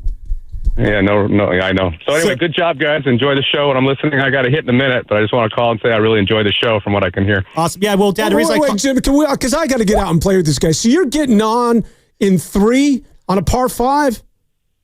Yeah, we can do that. And how long? What are you out of the box? How far are you out of the box from the tee box? I'm not a long hitter, dude. I'm like 220 out of the box, but I hit the ball pretty straight. Yeah, that's everything, man. And how's your short game? I'm playing to an 8, so it's the short game that gets me there. All right. Well, if we play, it's skins, right? It could be for a cocktail, but we got to play for something. But I got to get you out there. Let's go. Let's play. I'm ready. I'm game. Let's go. There you go, Dad. This is my co-host, Dan Devone, you're talking to. Dad, the reason I wanted to bring you on is we were talking about the Aaron Rowan memories that we had back in the day. I remember you got me that shirt to celebrate Rowan's signing. Do you have any positive memories of Aaron Rowan, though, outside of that? I can't remember, but Aaron Rowan, I think the one thing we remember about Aaron Rowan was like, oh my, or something like that, right? That was the only ththing he ever said was something like that. Wow, great play. Oh, wow, great. That's what it was. That's all we ever heard Aaron Rowan say. Yeah. So, yeah, we had a lot of fun with that. Yep. Dad, how you feel about Bob Melvin this year? And then we'll let you get back to your swings. I'm excited. I think it's a sea change from where we were. There's enthusiasm. There's some excitement. I'm not a big fan of the City Connect, so let's get rid of those. But I just think there's a new energy, and I'm excited to go back to the park. So I'm a big fan. So are you like the old City Connects more, or you just dislike both of them? Totally. I like the old City Connects. I got the hat and the sweatshirt. Yeah, he and I are in the same box there. So, right. All right. Thanks for calling in. Where are you playing at, Dad? Boundary Oak, 6th hole right now. Got to run, got to go hit, but good show, guys. All right. Try and hit those greens, all right? Hit the fairway. Thanks. Well, you love City Connect. You were the first guy I saw. I like the first City Connects. Yeah, I'm kind of out on these ones. Again, it's the first City Connects. They were good, not great. I think there were some minor tweaks they could have made. The shade of orange definitely could have been a little bit different. Like they went that with the cream orange, which I kind of like that color. That was the first one. Not so much for the Giants, but what they should have done is, because they made the whole City Connect was based off the Golden Gate Bridge, but then they used the wrong shade of orange. You know, they used a cream orange when they should have used the international orange that the Golden Gate Bridge is actually painted. And I think that one would have looked a lot better. These ones, though, it's just like, I get what they're going at. They try to do this whole Summer of Love thing, but then they put, established 1958 on the side on that patch there with the psychedelic colors on it. And it's like, are we celebrating the Summer of Love or are we celebrating 1958? It's like, pick an era and just commit to it. And then the hats, I think, are the worst. Every Giants hat, I think, I'm going to hold up mine here. This is my Sharks Giants crossover hat. You got to have that interlocking SF. I'm showing up here on the YouTube channel. If you're listening on the radio, you know what the logo looks like. This one doesn't have that. This hat looks like a hat you got at Outside Lands. But why do you have a green bill? Oh, this is the Sharks Giants crossover hat that they did in 2016. The Giants did crossover hats with the Niners, Warriors, and Sharks, and so it's got the Giants SF, but it's got the teal bill. Can I tell you, I have an issue with that. I'm very old school. I know that from a marketing standpoint, they're trying to cast a wide net so that you can get people involved, including the Sharks and hockey fans. But I grew up with one color for one, whether it's the A's or the Giants. And you keep that damn color. For crying out loud now, teams are just like, I can't even keep track of what the hell it is. Like, I see some of these uniforms and these caps, not necessarily by the players, but by fans or consumers, the unwashed masses walking down the street. I saw somebody walking with a Dodger cap and it had pinstripes, and it didn't have Dodger blue. I'm like, well, what are we doing now? Oh, I've seen the egregious thing I ever saw was a blue and white Giants hat. Yeah, that's blasphemy. Exactly. The Red Sox wearing yellow. Yeah, I think that's supposed to be for the Boston Marathon or something I don't really care. We're up against it right here. I got one of my favorite callers online, Brian in Palo Alto. I see you. I agree with what you want to say. I'm going to go to you right out the gate on the other side of this break. That's Dan Devone. I'm Sam Lubman. 888-957-9570 is the number. How are we feeling about Bob Melvin? We want to talk a little bit about Buster Posey. And again, the Giants offense is absolute booty right now. They need some help. Can Buster do something to fix that? We'll get into that on the other side after we talk to BPA. It's brought to you by Fremont Bank. Here for you, here for good.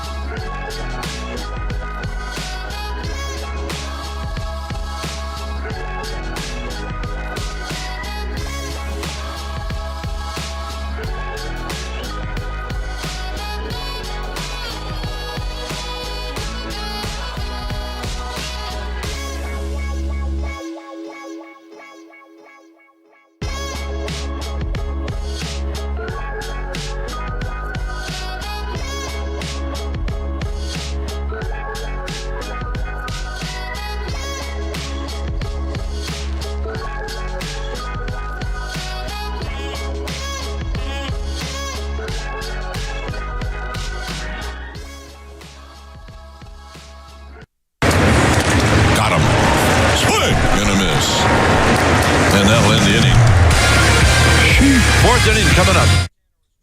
Now back to the Orange and Black Weekend Wrap. The best Giants talk in the Bay on 95.7 The Game. Ooh, slight false start there on my end. All good. I was just corrected by that of pasta, of course. Of course. Because I thought I read somewhere that Chuck Tanner, then manager of the Pittsburgh Pirates, was traded to the Oakland A's for Phil Garner, but apparently it was for Manny Sanguin. Well, no, it was the other way around. So Chuck Tanner was with the Oakland A's and was traded to the Pirates for Manny Sanguin. Gotcha. All right. Well, there you have it. Awesome. Phil Garner was not part of that trade, but there was a trade involving Chuck Tanner and the Pittsburgh Pirates. So I got half of it right, Pasta. There you go. And now we know, and knowing is half the battle. Shout out G.I. Joe. By the way, quick shout out to your old man. We were talking about golf. So I wish we can get him on the horn again, because I don't like to get sloppy drunk when I'm playing golf, but if it's a nice day, I'll have a few. But it's almost a prerequisite. It could be a crappy day, but if I'm going to golf, I need to take a beer. I need to take a shot. I need something just to take the edge off. That's 6 a.m. tee time? Well, no, because, even if it's early in the morning, because you overthink that sport. The best round I ever had is I got out of a dental chair. I had dental work for like 4 hours. And because my mind was conflicted, we don't have time to think about it. Exactly. I had my best round of golf. There you go. Shout out to all those watching on YouTube. Brought to you by First NorCal Credit Union. For a low-rate auto loan, apply online or just ask for First NorCal financing at the dealer. We are here in the Laughing Monk studios. Shout out to Sam and all those at Laughing Monk. Love Laughing Monk Brewing. They hosted the Doobie Awards forever. Grateful for them for that. Laughing Monk, righteously brewed in San Francisco. 888-957-9570 is the number. Taking any and all Giants takes right now. We're going to talk about what they need to do to up this offense here a little bit in just a moment. Very curious of what Giants fans feel about that. What's the solution for the offensive woes here? Because the Giants are hitting not at all lately. So we're going to get into that in a sec. But we're going to go to the lines really quick. BPA, he's out there. He has some thoughts on Aaron Rowan, too. What do you remember about Aaron Rowan, BPA? Yeah, all time one of the worst contracts Sabian ever gave out. Still, it's up there. Which is saying something, but yeah, he was terrible as a Giant. I think he got 5 years, $60 million, and just was never good. Basically, looked like this is a guy that couldn't hit the fastball anymore. He was guessing, and he played 4 years for the Giants and then retired. Like, he didn't even finish out his contract. He was so bad at the end. He was. Yeah, and that really was the end of sort of Sabian spending big money on free agents, right? It was like Zito and then Rowan. And then from there, right, basically his approach became more about bringing younger. He made one more. Yeah. Zach Wheeler, hello, and Carlos Beltran, come on down. Well, that was a trade, not a signing, though. Well, still, but BPA, how you feeling about this Giants team, though? Enough about Aaron Rowan. That's the past. So how are you feeling about the present? I'm good. They fired Farhan. That was my one requirement for the season. So you're good all year long just because of that? Yeah. Yeah, they're not a very good team. I think they're an okay team. Maybe it's the same team, really, right? Like, they could win 84 games and maybe slip into a wild card, but probably won't. Hopefully Bryce Eldridge is for real. That's basically like the one long-term hope, because, man, do they need a homegrown monster offensive talent, and it obviously have needed that since Buster retired, I guess, right? Yeah. Yep. Awesome. Hey, BPA, thanks for calling in today, man. Hey, what do you do on a Saturday? You talking to me? Oh, he's gone. No, I was asking BPA what he does on a Saturday, but there you go. So that's Brian Palo Alto's thoughts on this Giants team. But we're talking about this Giants offense and how rough it's been going here. And I don't know if I feel like the frustration with the Giants right now in this offense, Dan, it's that obviously the offense is struggling, but it doesn't seem like a quick fix to kind of turn these things around. And it's just a matter of they just got to figure it out. Got to play the Colorado Rockies a couple of times. Yeah, that's the ultimate cure-all there. No, you know what? In all seriousness, I kind of mean that. I think that a lot of teams will benefit from playing the Rockies, by the way, are epically bad. Like, there are bad teams every year in the majors. This team may not win 30 games. They're going to lose. They're 9-48 right now. Coming off of the White Sox, what the White Sox did last year. They're 9-48. I seriously mean that. Like, that's ridiculous. Just go to Colorado and get healthy. Get that conga line going where everybody hits. You renew the confidence, and suddenly you're like, the baseball looks like a beach ball, and it straightens you out. It can pivot you. I'm being sort of tongue-in-cheek, but also at the same time, No, they did. They hosted them a couple And if you weeks get ago. blanked by the Rockies in 3 games out in Colorado, well, then it's over. Well, I don't think it's going to be. The Giants have actually been surprisingly good at Coors Field this decade, actually, and that's saying something because Coors Field is a house of nightmares for Giants fans. I can't tell you, Dan, how many times as a kid I went to sleep with tears in my eyes because the Giants let one slip away I know in the this, ninth but inning not at Coors this year. Field. Not No, this- the Rockies are you talk about teams that have no futures. I mean, that's a team that has no future. The White Sox, at least, they could probably figure out a way to get back into relevancy at some point soon. They're 18-39 right now. They have twice as many wins as the Rockies, who again are 9-48. And if that doesn't sound comical enough, they are 26 games behind the first place Dodgers in the NL West. They are just so hopelessly out of it. But at the same time, like, they just got nothing to look forward to. But I do think that if the Giants, I'm being sort of funny here, trying to be funny. My attempted humor is to play the Colorado Rockies because it could instill some level of confidence. And really, if you think about it, remember that they won 107 games in 2021? Mm-hmm. I want to say half of those were against Arizona. Obviously, they weren't. But remember, they were playing the D-backs, and the schedulling is obviously different these days. I think they went like 12-15. No, they obliterated the Dimebacks. But you have to take care of the lesser thans in this league and in baseball. The Giants, they're not playing the Rockies for a few weeks, actually, here. I'm going to pull up the schedule and take a look at when the Giants next play the Rockies. They go to Colorado 10th, 11th, and 12th of June. So that little boost is coming. The Giants got the Padres and Braves at home next week. So, but yeah, talk about the Giants offense. I don't know if there's a savior walking through that door anytime soon. No, the savior is... Actually, you know who's going to be? I'm going to cut you off there. Encarnacion. I should have just let you cook. Gerard Encarnacion. Oh, please. He's not. I can't go there. He's not going to be the guy who saves everything, but I've always really been enamored with Gerard Encarnacion. I love the swing. I think there's a lot of great power in that swing. It's just the contact is just not quite there. When he can make contact, though, he can put a lot of boom on that ball. Should be coming back any day. I believe the 26th was the first day he was eligible to come off the IL. That was 5 days ago. They shut down his rehab a week ago or so ago because of some hand soreness. Then they restarted it. Then they shut it down. Then they restarted. So he should be back at any point now. And Dan, I feel like we're in a situation where when Gerard Encarnacion comes back, I kind of think that might be the end of Lamont Wade Jr. On the Giants. Because, well, first off, when you bring him back, you're going to have between him, Wilmer Flores, and Lamont, you're going to have 3 guys on the team who are essentially first base DH types. Well, I'm not putting Flores at first base. I'll put Schmidt at first. Well, yeah, but I mean, Flores can play first when you want someone else to be that DH. But I think Schmidt sort of replaced him as the... Yeah, and I think Schmidt's also going to be, I was going to get there. Schmidt's also in that first base conversation. But so basically, you're going to have 4 guys able to play that position.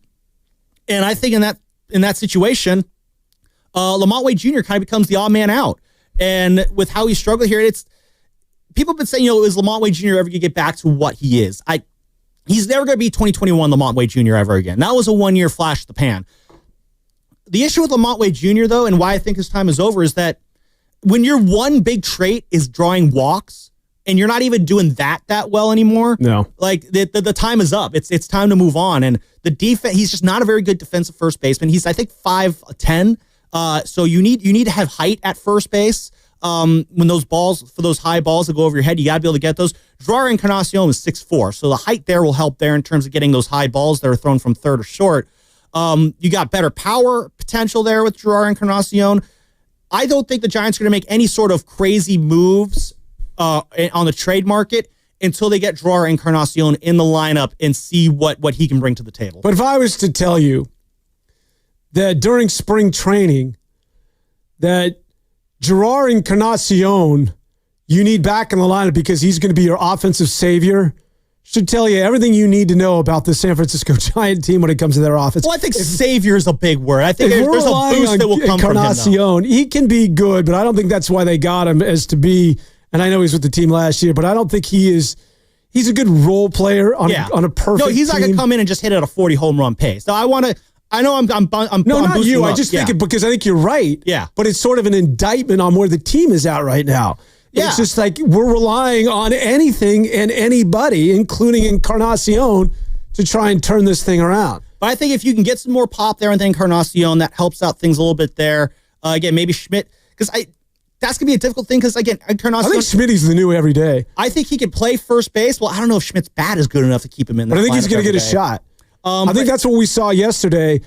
I mean, by him getting the opportunity against a right-hander, Lamont Wade sits, I think that was, whether that came down from Buster Posey, I don't know, but Buster or Bob Melvin saying, okay, we're going to Schmidt. He's got an opportunity every day. He's better on defense, Lamont. The offense, it's going to be hit and miss. I mean, he had a strikeout yesterday. I believe it was in the end of the 7th inning, and he just drops a very, very big F-bomb there. Let me ask you a question. That one.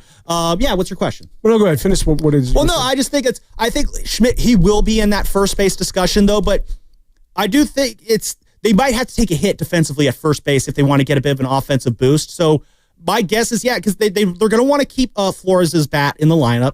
Obviously, that profile's best for the DH spot. They want to get Encarnacion's bat in the lineup. He profiles more as a DH guy, but he did play 68 games in the minors throughout his career. He's only had a couple starts at first base at the big league level. So I think he's more of an outfielder than a first baseman. I will be honest there. Can he play first base? Yes. But again, it's going to be interesting how they fit him in there. If it is at first base, will they take that hit defensively there to try and get that extra pop offensively? I think that's going to be the next move that you'll see for this team to try and inject some semblance of life into the offense. After that, it's just a matter of, can Willie Adames and Matt Chapman get their bats going? Can Jung-Hoo Lee get out of the slump that he's been in this month? And I absolutely believe in those three guys figuring out. I definitely think tomorrow is June 1st, Dan.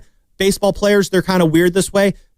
When hitters are struggling and then they come in one day and there's a new month on that calendar, that could be a good reset for them. So hopefully these guys, again, we're seeing Adames' back kind of get a little bit better this week. Chapman obviously had the home run last night. Jung-Hoo Lee, I still think, has one of the best hitting approaches on this team. So you don't need a savior, so to speak, to walk through and save this team. You just need certain positions, like first base, to get slightly better production along with your, tried and true hitters actually hitting like they're expected to. Well, here's what I would suggest. And this is what I would do. I'm going to make a trade. Like, Lamont, we like you, but I'm done with you. Can't wait any longer. All right. We're a third into the season. We're nearly 60 games into the campaign. I'm making a trade. Now, a lot of people are saying it's too early because you don't have any leverage. You're going to give up too much. But I'm making a trade for a first baseman. And I guess the question I would put out there to you and everyone else, are you on board with the move like that? And more importantly, what I want to see out of Buster Posey, because Buster Posey to this point, it's been good, but he hasn't really done anything.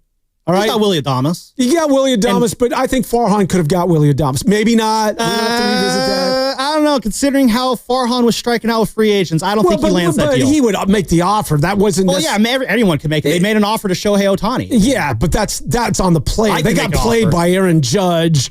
It's not. I don't think Farhan is not going to get Willie Adames because they don't have enough money, or he wasn't frugal when it came to going out. No. He'll throw the money at, but Farhan's not going to sign Willie Adames because something's going to happen in that meeting.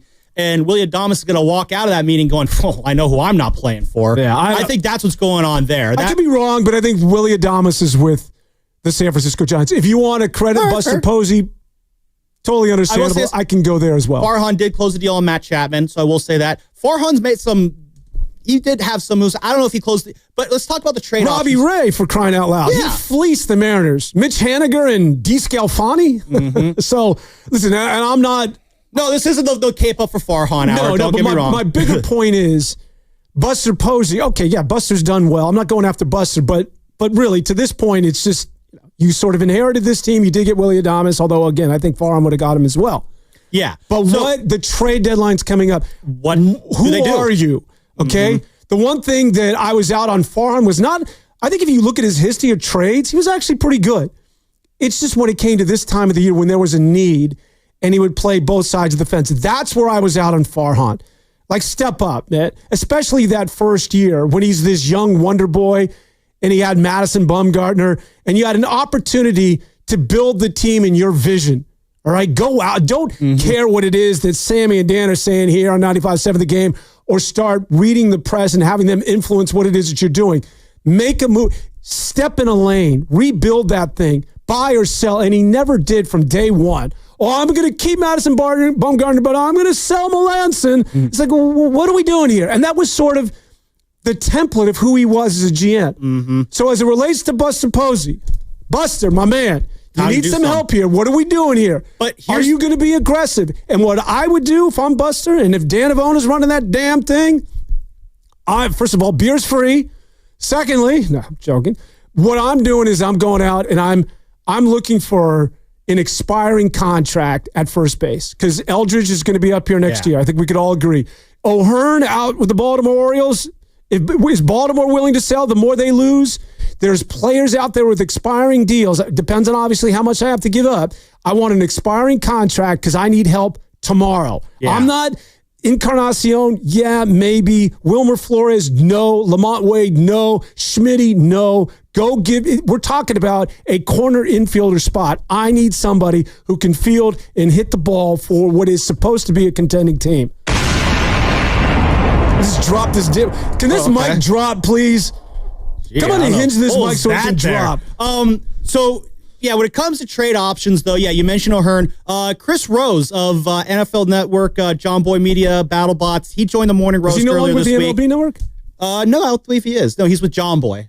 I know he's with NFL Network. Does the NFL still? He's not with MLB anymore? Yeah. He got laid off a few years ago. Hate when that happens. He does that. I love him and Floof. Former twin. And he's had Logan Webb on his pod a lot. But we had Chris Rose on the Morning Roast earlier this week, and we asked him about what the trade market could look like for the Giants. Here's what he had to say, and a potential problem the Giants could run into on this trade market.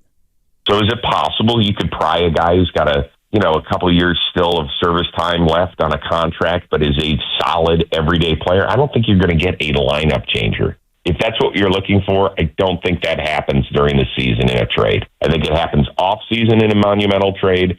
I think it happens off season when there are free agents to be had. But I really don't see too many guys out there that can be had. So again, if Giants fans want that game changer, I agree with Chris. It's not there this year. You look around at the first base market, like Dan, I create like a 3-part Venn diagram when it comes to trade options. There's, the players who are on bad teams, the players who are good, and a player who is not a part of a team's future. It can't be any of those three. So when you put that Venn diagram together of, a first baseman who's on a bad team, who's actually going to make the team better and not locked in to be part of the team's future, there's no real game changers there. But this kind of goes into what I was saying a few minutes ago. I don't think they need that. So if Gerard Encarnacion coming back helps, along with Adames Chapman and Lee finding their swings again, you got to click an offense again. Now, let's say Gerard Encarnacion comes back and he flames out. You mentioned Ryan O'Hearn. I look at a different Ryan on the Orioles, and that's Ryan Mountcastle. Either one of them I think would be good. Mountcastle's got some serious power that I absolutely think could translate to Oracle Park here. You look at his Baseball Savant page, they have the whole thing where it shows, where would all of his home runs be in other ballparks? He's got a little bit more power. The statistics, the numbers, the analytics, however much weight you want to put into that, suggest that there would be a little bit more power from Mountcastle at Oracle Park this year than at Camden, which is a crazy thing, but that's just kind of where his season's been at this year. Why are you Ryan O'Hearn? Oh, I take either one. I just like Mountcastle a little bit more, but I take either one of them. And why I would take either one of them, Dan, is you can move off of either one after this season. Yeah, but O'Hearn's your first baseman. I think O'Hearn's been their DH this year, and Mountcastle's been there. I think O'Hearn's been primary. I don't know. Can we look that up? Yes, if we maybe get our producers in the back, Stephen, please, if you could break down between O'Hearn and Mountcastle. Yeah, listen, I'll take both of them, and they can just figure it out. But I like both of those guys as options right now, and Rizzo got in my ear a minute ago. We were talking. I guess the Orioles have announced that they intend to sell at some point this year. Their season has completely gone off the rails. They're 20-36 right now. They've already fired their manager. None of their young prospects are taking that second step. Jackson Holiday is still 20 years old. He's still coming along. By the way, Jackson Holiday, everyone was hyped about him last year. He is really struggling this year, and that is kind of the cautionary tale against promoting 20-year-olds a little too quickly before they're ready.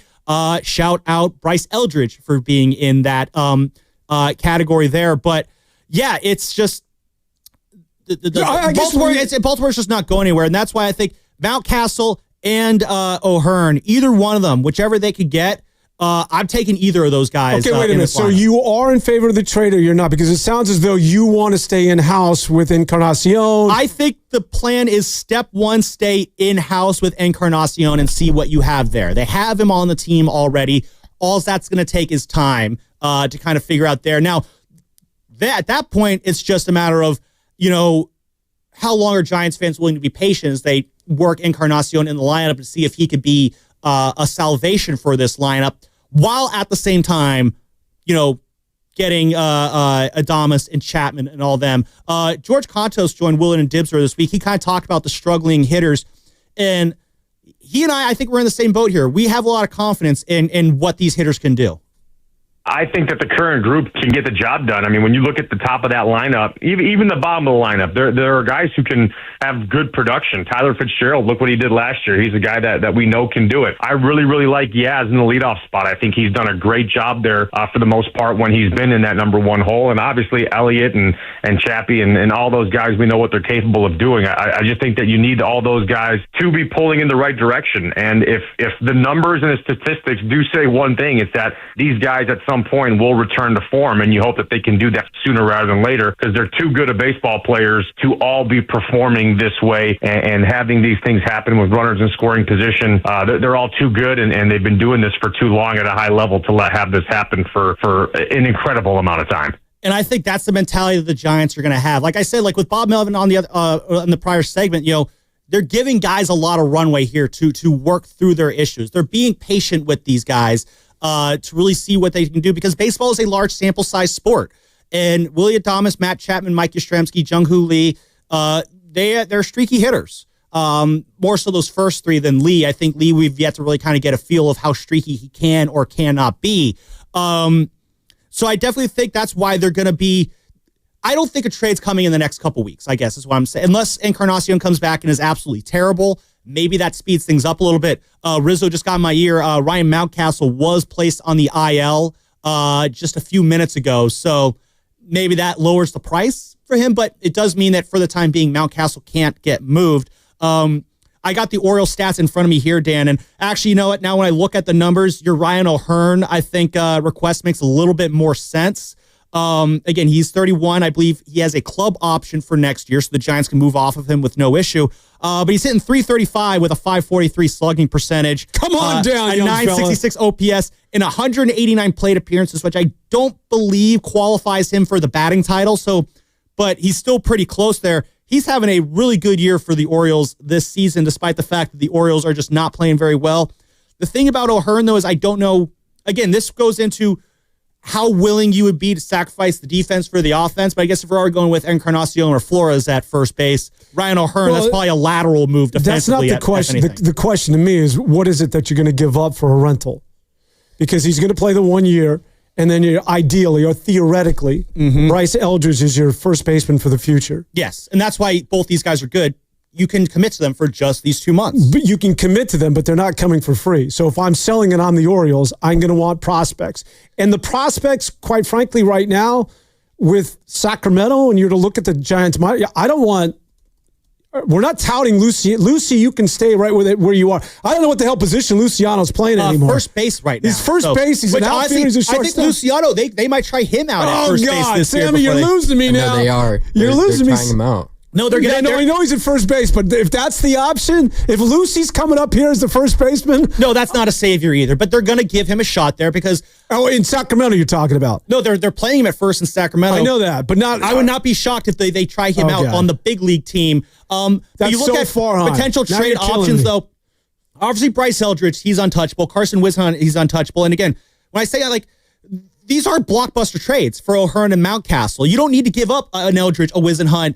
You don't need to give up James Tibbs. You don't need to give up Dakota Jordan and some of these other guys. You could go into the teens so much to speak. Like, Mason Black. I've liked him. That might be a good package to send for Ryan O'Hearn. Iverson Arteaga as a shortstop. He's an option there. I'd like them to hold on to him because I'm kind of curious to see what Arteaga can do at the big league level. Wade Meckler, we've seen him be a semi-positive hitter at times at the big league level. And I say at times, I mean 3 or 4 times. The Giants, they could make a trade for one of the Baltimore Ryans without having to blow up the farm system, so to speak. Let's continue this conversation on the other side. Also on the other side, Dan, you got to hear what one Bryce Eldridge did last night for the Richmond Flying Squirrels. Steven Risotto, he'll give us the update on that. And what we're going to call, Dan, it's going to be the first weekly segment we do on the show. We're calling it the Bryce Check. Not a price check, a Bryce check. So we're going to check in and see what the Giants' number one prospect has been doing down on the farm in Richmond for the Flying Squirrels. That's Dan Devone. I'm Sam Lubman. 888-957-9570 is the number. Giants fans want to hear from you. What's the move you want to see the Giants make to make this offense better? Or is it just simply stay the course and let these guys figure things out at the plate? We'll talk about that more, that and more on the other side. We are brought to you by Fremont Bank. Here for you, here for good.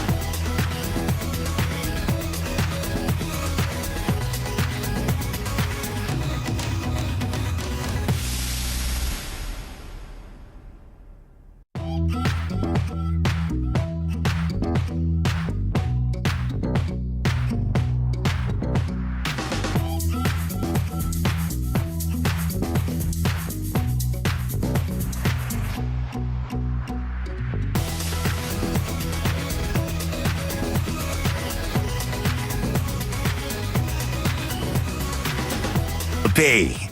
The Orange and Black Weekend Wrap on 95.7 The Game. Kyle Harrison feeling really good with the fastball yesterday. You just heard from him there. This is the Orange and Black Weekend Wrap. Sam Lubman here with Dan Devone. 888-957-9570 is the number. We want to hear from any and all Giants fans. Any Giants take you got, we want to hear it. We're talking trades right now. Giants are playing today. That is how baseball works. You do play basically almost every day. They're in Miami again against the Marlins. First pitch is at 1 o'clock, so that's a 4 o'clock start out there on the East Coast, Dan. 1 o'clock here. And what kind of humidity are we talking about right now? Say that again? What kind of humidity? Oh, the humidity right now? Oh, God. You watched the game last night. It looked so. The weather in Miami yesterday was 90 with thunderstorms, which is probably one of the worst weathers you could possibly be in. Dan, when I was in Miami, I usually left in the beginning of May, and I was back at the end of August. That heat and humidity duo, it is no joke. It is you walk outside and you can quench your thirst on the air. Yeah. That's how thick the humidity can get. And they had the roof closed last night, and they had the back gate. They have these windows in the outfield that can open up, and they open them up after games. They had it all closed last night. It still looked pretty warm in there because you look at these guys, they walk off the field, they have that sweat glisten going on there. And Harrison, he was talking about after the game how being a California guy, you struggle in that humidity. It's true, Dan. When you're a California boy, you will struggle in that humidity if you're not used to it. So really great for Harrison to battle through that humidity because it is not my when I was at the University of Miami in my freshman year, like the first week I was there, me and a bunch of guys on my floor, we went out to the intramural fields to play some football.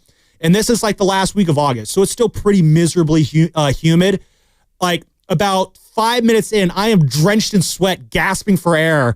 And everyone else who was from Florida is just laughing at the Cali boy who can't handle the humidity. So it is a real thing. But what also is a real thing is we got a lineup for the Giants today. Here is the starting lineup for your Gigantes taking on the Miami Marlins. Elliot Ramos will be leading off in left field. Jung-Hoo Lee batting second in center field. Wilmer Flores, there's that man again. He'll be your DH hitting third. Matt Chapman hitting cleanup at the third base corner. Willie Adames batting fifth at short. Mike Yastrzemski moved out of the leadoff spot. I believe they're going against a lefty today. That is why. He'll be batting seventh and in right field. Tyler Fitzgerald, he will be at second base, batting eighth. Lamont Wade Jr., Fitzgerald batting seventh. Lamont Wade Jr. batting eighth at first base. Sam Huff in the lineup tonight for Patrick Bailey, giving Bailey that day off that you were talking about. He'll be batting ninth, and then he will be in the squat for one Robbie Ray. So that is your Who's lineup. on the bump?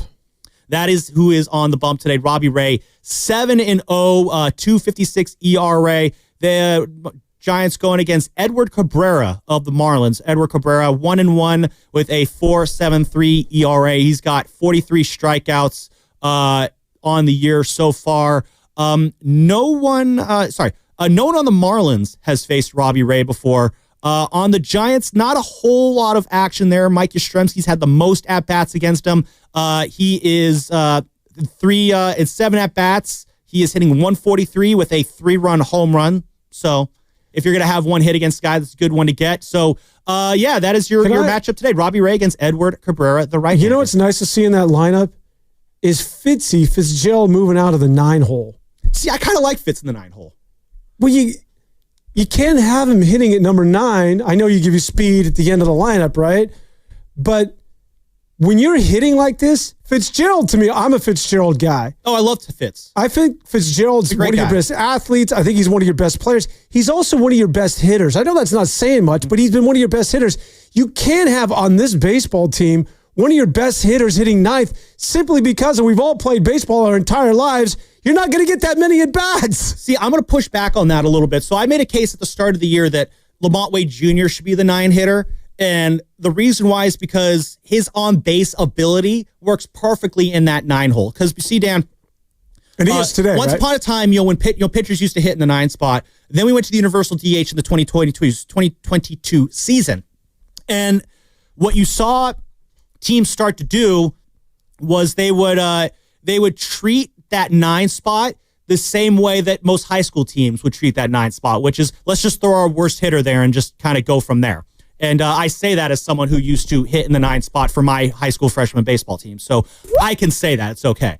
But I think what the Giants are doing this year, and other teams have done this in the past, the teams that have found the most production from the 9 spot end up having pretty good seasons. The Dodgers and Yankees, they've gotten a lot of production from the 9 spot the last couple of years. The Braves have but those are teams that can hit. But let me continue with that, though, because what I feel like, once upon a time, the 9 spot, when it was the pitcher, there was a dead spot. It was whatever. You're getting an out there. And it put pressure on the 8 hitter because the 8 hitter had to get on base so that they could get the pitcher out of the way. The whole strategy has changed now, though. So nowadays, I feel the number one job of your number 9 hitter is to get your leadoff hitter up. Keep that thing going. Get that lineup to roll over to the other side there. And to do that, you need a good on-base guy.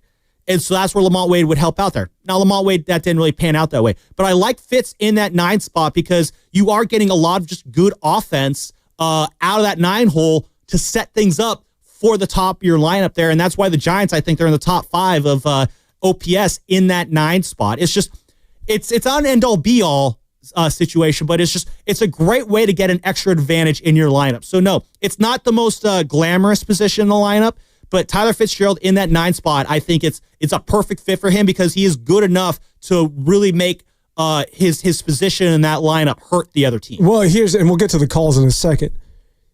That works theoretically if you're having even a decent season in terms of hitting. But when you've reached the depths that the Giants have in terms of not making contact, and one of your best hitters is hitting at number 9, does not make sense. I get what you're saying in terms of turning over in the overall grand scheme of things. Yes, if that's a normal season or even on a good team, but when you think about the Giants and up how to they've this been point, lately, yeah. I think the reason why he's climbed to the 7 spot is for that very reason. I need to get this dude some ABs. Like, I don't care that he's giving me what it is that he's giving me that you just laid out, the number 9 spot. I need somebody who can make contact, and I need them to get as many at-bats as possible. It's pretty fundamental with the Giants. And I think that's why you're seeing Fitz moved up in the lineup today. So, guy was hitting behind Bailey, for crying out loud. That made no sense. Let's go to the lines here. One of our undefeated callers here at 95.7 The Game, Father Time in Napa. You're on the wrap. What's going on, Father Time? Why is he undefeated? Father Time's undefeated. Oh. Can't believe you needed to explain that to me. Yo, you there? Father Time is taking it too. Yeah, can you hear me? Yeah, I got you. Yeah. Father Time's taking a couple lumps lately. Don't you worry, Dan. So, in fact, on my way to a cornhole tournament where it may be challenged to take home the prize again. Look, history tells us, sadly, that the Giants have had a real problem in terms of developing their own slugging outfielder. The trivia question for you today is, who was the last Giants outfielder, homegrown, that made the All-Star game and hit 30 home runs? Barry Bonds. Do you remember? Anyone remember? Sorry, say the question again, Father Time. Say the question again. Who was the last Giants outfielder developed through their own system that came out, made the All-Star game, and hit 30 bombs in a season? Oh, so they have to be homegrown outfielder, All-Star, 30 home runs. So we're taking Elliot Ramos off the board right off the bat, right? We are, and congratulations to the Giants for developing Ramos. But Chili Davis. Yeah, see, I was going to go to. My guess was going to be Chili Davis. Yeah. I want Jack Clark. I need some sort of. I don't know. I get something for that door prize. But no, Father Time, you bring up a good point. The Giants have struggled with developing, all-star level outfielder talent. Is Elliot Ramos though? Are you feeling good enough about him to feel like that kind of curse has been lifted on the Giants? Well, I mean, one in 50 years. I love the player, and I think he's got a world of talent. But show me some more. Every other team in the majors brings these guys, these boppers who can actually put the ball in the stands. It's just mind-numbing. When we were when the team was winning World Series championships a decade ago, it was defense and pitching, right? And even then I was bemoaning, like, okay, can we just get someone who can hit a 3-run homer? Wouldn't that be amazing if we had that kind of ball team? So I don't know what to say other than it's been a frustration for a long time. I'm going to judge Buster Posey not on the trade acquisitions, but on how he finally gets this system to develop some offense. The pitching has been great, brought up some great pitching, but you got to get some offense, and you got to develop that on your own because then you can afford them, and then you have an asset that you can actually trade. Great show, guys. Thanks, Father Time. Appreciate the call there. Elliot Ramos so far this year, again, he is the best hope the Giants have had to break this curse of not developing a legitimate outfielder. He's got 10 home runs on the year so far, hitting 286. He's been having a hell of a month. Is he going to? Let's just cut to the chase. Is this the year, and is Elliot Ramos, or maybe Matt Chapman, because I think they're tied for the league team lead, is this the year that Elliot Ramos hits 30 or more home runs? Because it hasn't happened for a Giant team. Well, forget about outfielders. It hasn't happened for a player since 2004, right? Yeah, Barry Bonds was the last one to do it in 2004. The last non-Barry Bonds Giant to hit 30 home runs in a season was Jeff Kent in 2002. So is this the year? I think here's the thing. Ramos had 22 home runs last year in 121 games. Remember, he didn't come up until May of last year.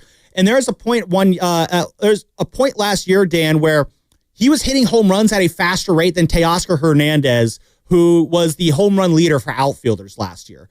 Again, 22 home runs in basically 2/3 of a season. He's got 10 home runs right now. Sammy, is it going to happen this year, yes or no? 10 home runs in 23. He's basically homering once every 23 plate appearances right now, which is a pretty good rate, all things considered. He, I think, is the best chance. I'm asking you again, young man. Give me an answer. I'm getting to the answer. There's always a preamble, though. Yes, I think Ramos represents the best chance the Giants have had in forever to have a homegrown outfielder all-star who can also hit 30 bombs in a season. You just said the best chance. Is he hitting 30 home runs this year? I think he'll get... You know what? Why not? I say he will. Just for the sake of it. I will say that he will. You're going a little Farhan on me. I'm not sure. Maybe. No, you're right. I'll give you a definitive answer. Trade for O'Hearn. I want a 30 home run hitter. Let's make some moves and make this team better. All right, Get off that fence, Sammy. Got another special caller on the line here. One of my good friends. We're going to go out to Sacramento, talk to my guy, Steven. He's been one of my best friends for a while. Huge Giants fan. One of the best memories you will ever see from any sort of Giants fan. Steven, how you doing today, bud? I'm okay, Sam. How are you? Great to be on, and congratulations on your first show. Awesome. Thanks a lot, man. Don't be afraid to say hello to Dan as well. Hello, Dan. How you doing? So, Steven, how you feel about this team right now? We're talking trades right now. Do you feel like there's a trade coming for this team, or do you think it's just stay the course for the time being? No, there will be a trade, but probably not until the trade deadline. Let's be honest about this team. When I saw this team get off to a hot start, I said they're playing over their heads. They're not the best team on paper, but I think they're a 90 to 95 win team. It has to do with the fact that they're going from analytical Farhan to old school Buster. You know, and baseball's a weird game, and weird seasons happen. And in baseball, let's say you get rid of a toxic presence, a player, a coach, or a manager, or a front office guy. The first year without him, the team's going to want to stick it to him. And I think that has provided them some motivation. Right now, they've been slumping. It happens. Sam, you yourself have told me you want to see what it's like when this team slumps, to see what they're truly made of. And what's weird is despite the slump over the last 3 weeks, they haven't fallen, any less than 6 games over 500. They're still finding ways to win games. I just think you need to get the offense going again. You need to get some guys hot and just playing the way they were playing earlier, which is putting the ball in play, getting guys over, getting them in, the old magic Wandu, the way they did things in the championship days, and they'll be fine. And I think just add a piece or two at the trade deadline, and this team could really go all the way. I sincerely mean that. No, I love this. So we were talking about Elliot Ramos before you jumped on here, Steven. The question that Dan pinned me on was, can he hit 30 home runs? 10 home runs already this season and 237 plate appearances. Do you think he can hit 30 home runs? Absolutely. I think Ramos is someone. Do I think he's going to be a first ballot Hall of Famer? Too early to tell, but I think he's someone who can definitely be a Buster Posey type, in which maybe not as good as Buster, but a face of the franchise who can carry the team for many years and get him a few rings. I wish he could get the strikeouts down, but unfortunately that's the way the game's played today. But I don't see why he can't hit 30 home runs, and I think there is a good chance he'll do it this year. Awesome. All right. Hey, Steven, really appreciate you for calling in. All right, man? All right. Take care. Have a good one, man. That was my guy, Steven Ruderman, out there in Sacramento. You know what? Next, we'll get him on next week. He's got an incredible talent, Dan. You could name any game at any time ever the last 20 years. He'll tell you who all the umpires were. No. He has got one of the most incredible memories I have ever seen from any human being ever. It is specifically umpires or just across the board? He can tell you what happened in that game too. He'll tell you how many hits guys had, who won it, the score. Like it is a superpower what he is. I have a general question about Sacramento and Sacramento fans. I'm assuming he's a River Cat and Oakland A's fan. Oh no, he's a big Giants fan. He grew up here. He grew up in Sacramento. He's lived here for a time too. But yeah, he lives out in Sacramento right now, and he's done some coverage for the River so Cats. I'm just curious for Sacramento that's now adopted the Oakland A's. I think it's still kind of a Giants town. Yeah, but there's still some diehard, I'm assuming, Sacramento fans. How do they feel about? Because essentially that's what the Sacramento Kings were going. I know this because they were going to Seattle, and Kevin Johnson, the former NBA player, the mayor, saved that team. Mm-hmm. But it's the exact same situation where, although it didn't happen, remember, Sacramento obviously they got a new arena, they got new owners, and they saved the team at the 25th hour. But it was a sign and done deal that their beloved Kings were out of town and going to Seattle. I'm just sort of curious how the true Sacramento fan is appreciating or not, or they're indifferent to inheriting somebody like that of the Oakland A's that is very similar to what almost happened to their beloved Sacramento Kings. I think it's a two-way street there. I think that the city of Sacramento would be willing to embrace the A's. I know I said it's a Giants town. It's probably a bit of mix of both, if anything. But it has to be a two-way street, though, because the A's have done absolutely nothing to embrace the city of Sacramento. They're called the Athletics, not the Sacramento Athletics, just the Athletics. So that's a slap enough. There's nothing about that team or that ballpark that says Sacramento except for the little patch they have on their sleeves. So they are doing literally nothing to make the city of Sacramento want to have them around. You know how pathetic it gets, Dan? You see the A's, they did a run around the bases thing, kids run the bases thing on Sunday.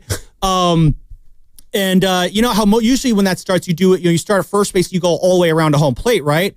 No, not for John Fisher's A's. You start at first base and you go to third base and then it's get off the field. You can't even go to home plate because the A's have no home. They're just some team vagabonding around the country right now. So will they accept the A's? I'm sure they would like to, but the A's have to want to be in Sacramento as well because I am of the belief that the A's will fall flat on their face and fumble Las Vegas away because John Fisher is a fraud and can't do anything right and he's a loser and needs to get the heck out of baseball.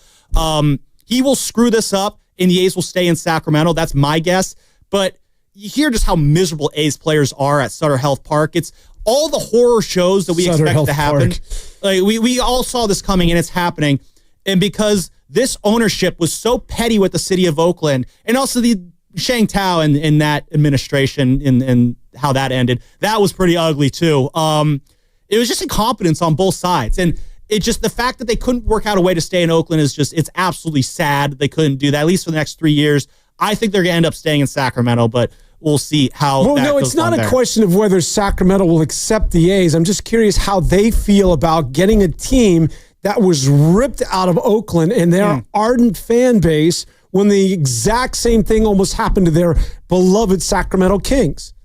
I know. We'd have to talk to some Kings A's fans. I don't leave the city anyway. We can get Kyle Madsen on the phone. Maybe he can educate us on that one here. So, but again, we're kind of talk about this Giants offense, Dan, here, and the struggle that they're having in terms of figuring out ways to get hits going. I think a big part of that would be, again, there's the trade aspect. We had Steven on. He talked about, he just wants to see them kind of stay the course a little bit, work things out. We asked Dave Fleming about this, especially in regards to Willy Adames. He had a really good answer about kind of how to get the best out of Willy Adames. Here's what he had to say on the Morning Roast earlier this week. And he does need to relax and have a little better game plan and approach at the plate. Because you're right. Those at-bats yesterday, as frustrating as it's been to watch him struggle, the at-bats yesterday were probably the worst he's had all year. And if you're going into an at-bat thinking, I'm going after the first pitch or I'm ready to hit on the first pitch, great. I love that approach. I think it's almost always a successful approach if you get the pitch you're looking for and get your best swing off on that pitch. I love the first pitch. It's the age of the strikeout. You got guys who have incredible stuff and strikeout stuff. Don't get to the 2-strike situation. I'm good with that. But if you go up there and you swing at the first pitch with your C- swing at a ball that's down and away and hit a little dribbler ground ball, that is not a good approach. It isn't. And he knows that. Everybody knows that. I'm not saying anything that these guys don't know themselves, but that tells you where you're just caught in between and whether it's you're trying to force the issue or whatever. That's not who he is. He's a much better player, much better hitter. He's a very smart baseball player, and we will get that version of him at some point. So Dave's confident we will get that version of Willie Adames. I think he'll get there too. Dan, what's your thought on the idea of Adames just kind of relaxing and just kind of letting this game come to him, essentially? Yeah, I'm all about patience when it comes to this guy, and he'll hit better than this. But let's keep in mind that when we say he's going to hit better, this isn't like, Juan Soto having a slow start with the Mets, who's hitting in the low 200s, where he's a 300 career hitter, essentially, and a 5-tool MVPs. When we talk about Willie Adames has never, I think he hit like 265 might have been his high water mark in Major League Baseball. So, yeah. He's much better than this, but for those that aren't familiar with Willie Adames, it's not as though he's going to, he doesn't put up these crooked numbers where you're like, oh my God, well, yeah, this is what he typically does. He doesn't necessarily hit high for average, is what I'm saying. His slugging percentage and those sort of numbers are just like, that makes no sense at this point. And I think it's clear that the pressure of the contract, I think it's getting to him. I think it's getting to him, and I just think I like Buster Posey's approach to this is just let this dude breathe a little bit. He's a notorious slow starter, although this is a little ridiculous. We're nearly, and Willie's aware of it. We asked him about this. He said at the end of April, we asked him, why do you struggle in April? And he's like, yeah, I don't know. My friend always asks me all the time, why do you suck in April? Why do you suck in April? And we were laughing about it, but he is absolutely aware of it. I want to get more into this Willie Adames conversation on the other side, just the patience level you have. Also, again, Robbie Ray is on the mound for the Giants. He is looking like an all-star. He is looking like an ace. Is he taking that role from Logan Webb? I want to discuss that on the other side before we get out of here. But I teased at the beginning of this segment, I'm going to toss it to Steven Risotto for our first Orange and Black weekend wrap Bryce check. Steven, what is going on with our guy Bryce Eldridge down in Richmond? All right, you guys talked about the lack of production at first base. There is no lack of production at first base in AA and AA Richmond. Bryce Eldridge in the first inning of last night's game, first pitch, left on left, he did this. Sign sets, first pitch. Eldridge hammers it, smashed it to center. Thomas racing back to the wall. That is gone in dead center field. 2-run shot for Bryce Eldridge. And it's 2-0 Flying Squirrels in the first. There's his 7th home run for the Flying Squirrels this year. 422 feet, 111 off the bat. You heard that right. 422 feet, 111 miles an hour off the bat. And guys, that was halfway up the batter's side and straight away center field. Bryce Eldridge has an OPS now at the AA level of 891.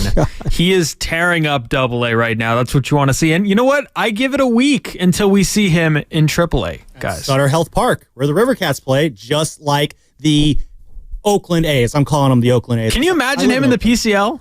Oh, the hitter-friendly PCL. Oh, my goodness. Oh, the temptation to call him up is going to get even worse. So we're going to talk about the patience level of Willie Adames, Robbie Ray. We're going to wrap the show up. It's the Orange and Black weekend wrap. That's Dan Devone. I'm Sam Lubman. More on the other side. Brought to you by Fremont Bank. Here for you. Here for good.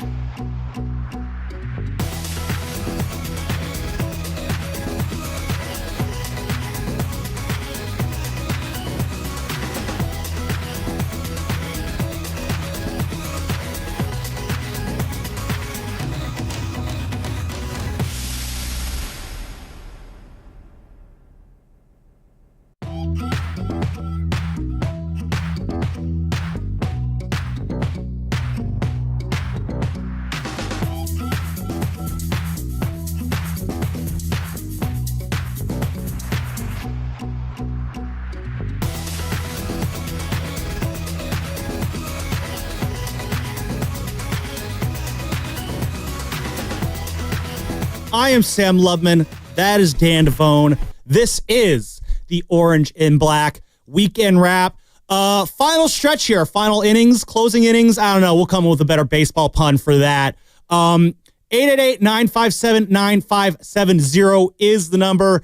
We usually close out this show, much like Camilo Doval closed out that game last night in front of his mom, by the way. How cool is that? First time she ever saw him live, right? So, yeah, he got to do a 4-out save, too. He doesn't usually do the 4-out save. Camilo Doval, by the way, we haven't really talked about this at all. Put back in the closer role this week instead of Ryan Walker. Dan, what were your thoughts on that? I think you could see it. Ryan Walker was good. He was, yeah. I like Ryan Walker a lot. He was struggling a little bit, and it wasn't automatic. Mm-hmm. And this is where Duvall, it's his rightful place. I mean, Duvall's been, that bullpen. Listen, they got like 4 closers if you think about it. I mean, Rogers could close for another team. It's plausible. Argument, yeah. Ryan Walker could close. He could. And you know that Duvall is obviously your closer. And it's just a matter of time before Rodriguez starts locking people up. And honestly, Jordan Hicks has closer stuff too. So they have a lot of closing options. I think Rodriguez is eventually, if it's not with the Giants, it's going to be somebody else, unfortunately. This stuff is ridiculous. Yeah, Ryan Rodriguez. He has been one of the best middle relievers in baseball. The MLB All-Star Game does not do enough to honor the middle relievers out there, because Tyler Rogers, Randy Rodriguez have put together all-star seasons in the bullpen, but middle relievers just don't get that love unless you're the Colorado Rockies, in which case they probably will get a middle reliever onto the all-star team. But I kind of had a feeling that, sometime in May they were going to switch back from Walker to Doval, because those last 3 outs are just so difficult to get. You need to have a level of just edge and weirdness that I think Doval has, and Walker Walker has the stuff to be a closer, but I don't think he has that weird edge that closers have, which not everyone does have. But I think Walker in the 7th, Rogers in the 8th, Doval in the 9th, that is the best finish to a game that a baseball team can have right now in terms of their bullpen. Want to go out to the lines? 888-957-9570 is the number. Going to go across the country to our guy Mitch in New Jersey. He has a trade idea, and I don't hate this trade idea. Mitch, how you doing, man? You're on the wrap. Good. How you guys doing? Good show. I just want to curious. Toronto, they just gave all that money to Verlander. He has to play 14 years and be better. Bichette, I don't see him. I know he's not having a good year. I don't see him how they can sign him too, especially they're a little tight with the Giants to keep up with the Dodgers, and even the Phillies might be going after him. Bichette, would they make a trade proposal for Bichette from Toronto? Yeah, it's a good call, Mitch. Thanks for calling in there. Bo Bichette, he's a guy I've kind of liked. I think he'd be a good buy low option, especially he is a shortstop middle infielder. I don't know what that would mean for Adames long term, but yeah, as a buy low potential reclamation project, I'd be interesting to take a flyer on Bo Bichette. Where's he going to play? I hate that question because that shouldn't stop you. Like, figure it out. Just let's get him figured out from there. Maybe put him at second base. Maybe he can play first base too, as an option there as well. Do I think he'd be the top option? No, I think I'd rather go after one of the Baltimore Ryans before I go after Bo Bichette. But I like that thought process there because, shortstop for the most part, it is settled right now with Willy Adames. And I know he's struggling again right now. I believe he's hitting, 209, I believe. Yeah, he's out in Stockton with that batting average, hitting 209. And so it's just a matter of how confident are you that he will bounce back? We heard from Dave Fleming in the previous segment. Adames just needs to relax. I think a part of it is also, Dan, Adames, he's had really good, consistent numbers, but look where he put up those numbers in the NL Central. First off, he's playing under a roof in Milwaukee out there in Miller Park, so you're going to have climate control conditions, which is the exact opposite of what you get down at Oracle Park with that marine layer. You're also playing in, when you're on the road, you're going to Busch Stadium, a notorious hitter park. You're going to Wrigley Field, the comfy confines where, you have that basket out there too in the outfield. It's very easy to hit a home run there.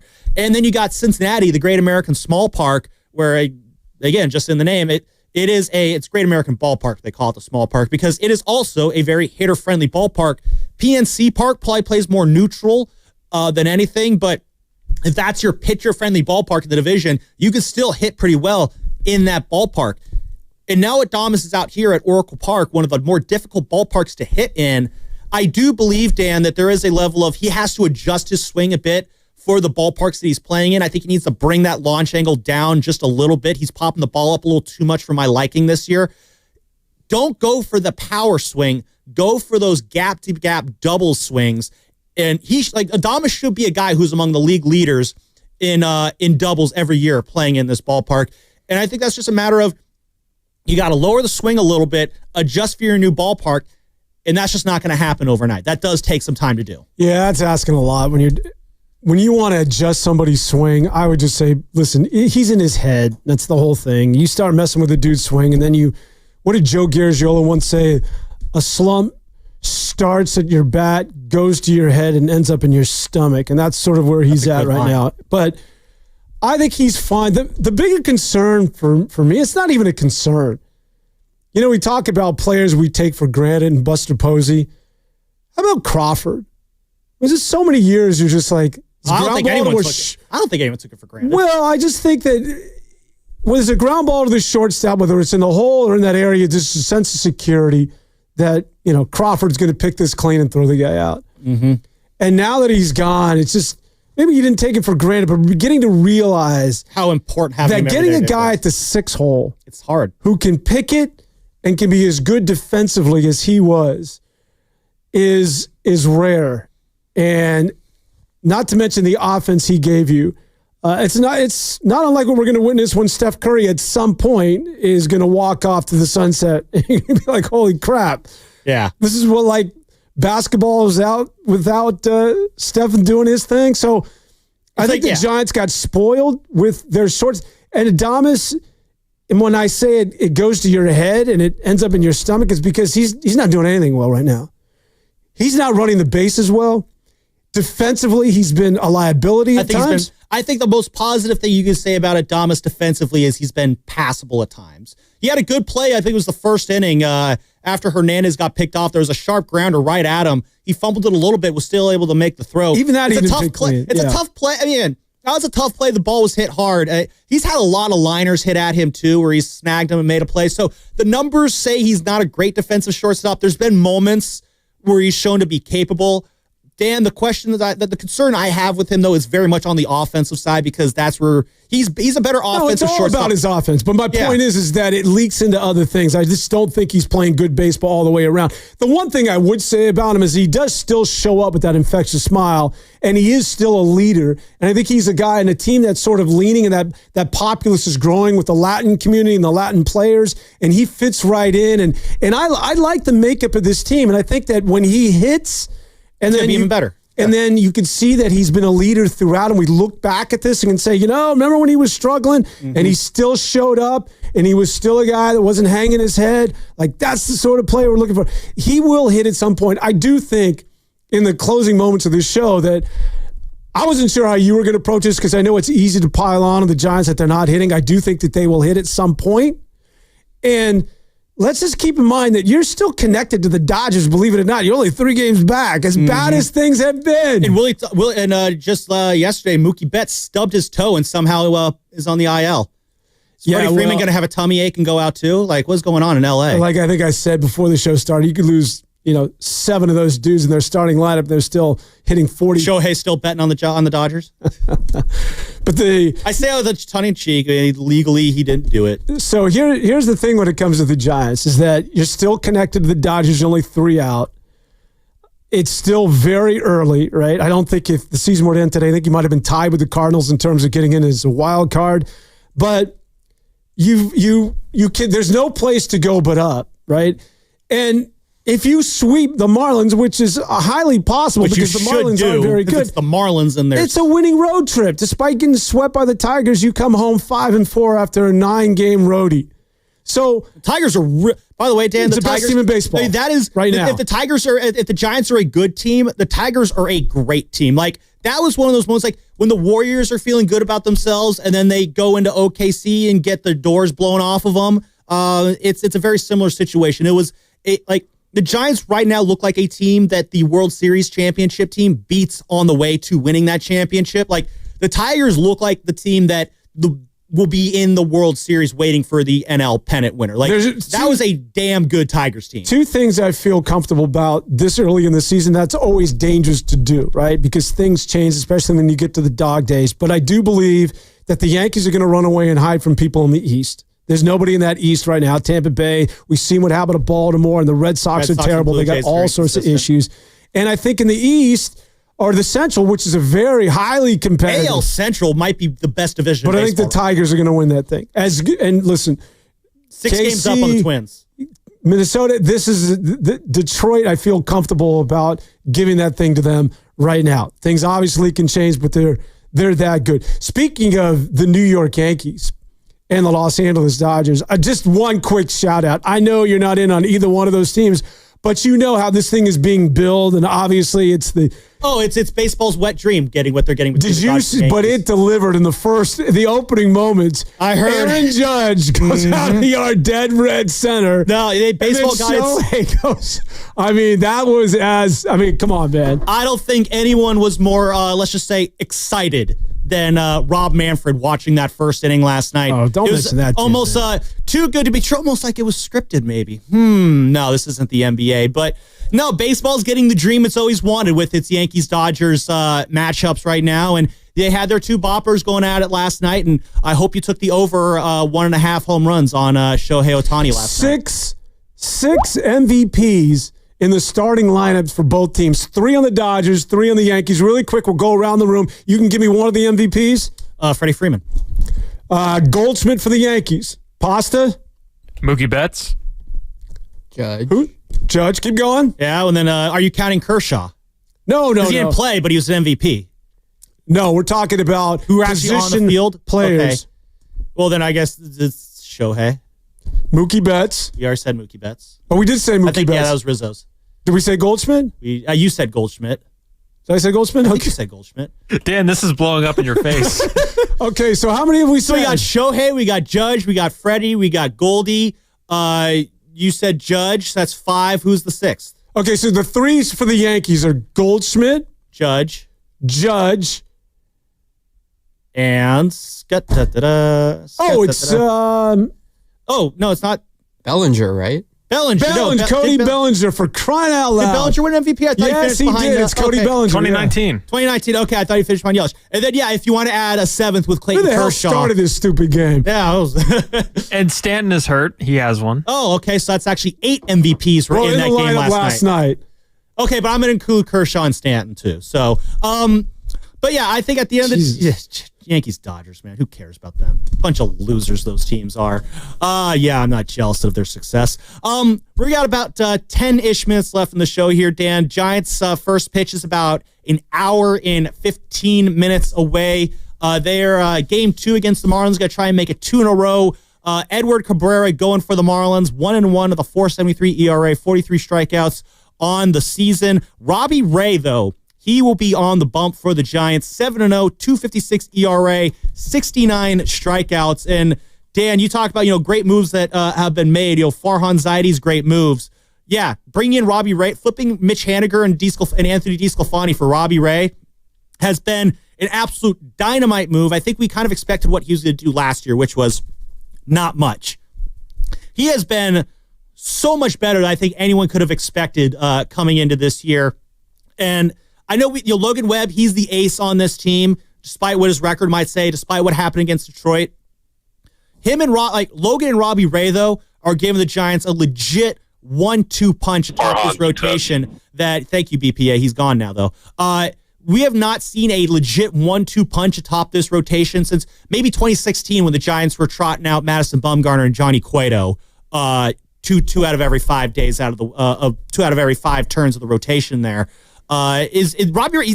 He's going to be. He's looking like an all-star right now. He is looking like one of the guys who will be 7-0. Yeah, dude is on track to be Steve Carlton numbers. I mean, 30 games like Mickey Lolich. No, I think that what scares me about Robbie Ray, and I don't mean to throw water on this. I think if you look at his numbers, I think he's been the benefactor of a good offense. I think he's got the 5th most run support in the National League right now. But what scares me about Robbie Ray, as well as I guess collectively with the Giants pitching staff, is that is there going to be a bit of a regression to the means? In other words, they've been really good, but is this sustainable?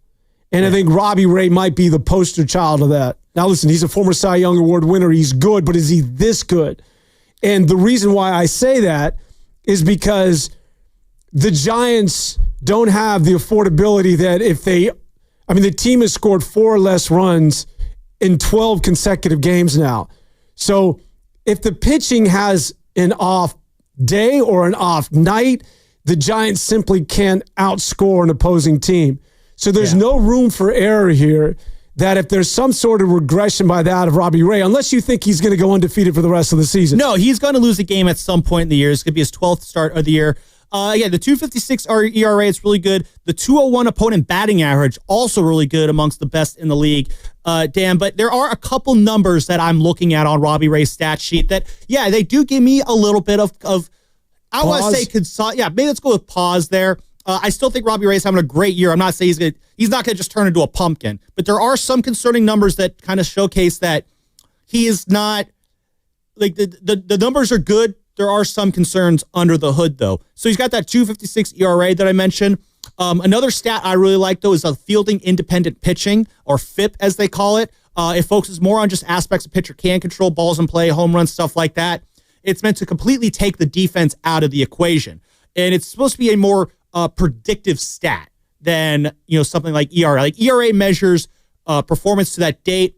FIP is good for kind of how legitimate is that performance and what will it predict going forward. His FIP is 3.21, so it's a little bit higher than the ERA.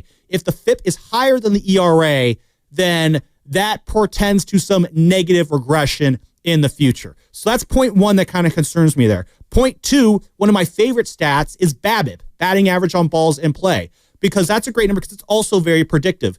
A standard BABIP will have you in the 295 to 300 range for both hitters and pitchers. If you're a pitcher, the higher above 300 your BABIP is, that means you've been kind of getting burned by some bad luck. The ball's being put in play, they're finding the ground, they're finding holes that they don't normally find. Like Logan Webb, for example, he's got a 2.82 ERA, but a 3.47 BABIP. So he's been kind of getting a little burned on some of the bad luck. Granted, he's also a contact pitcher, so that plays a role as well.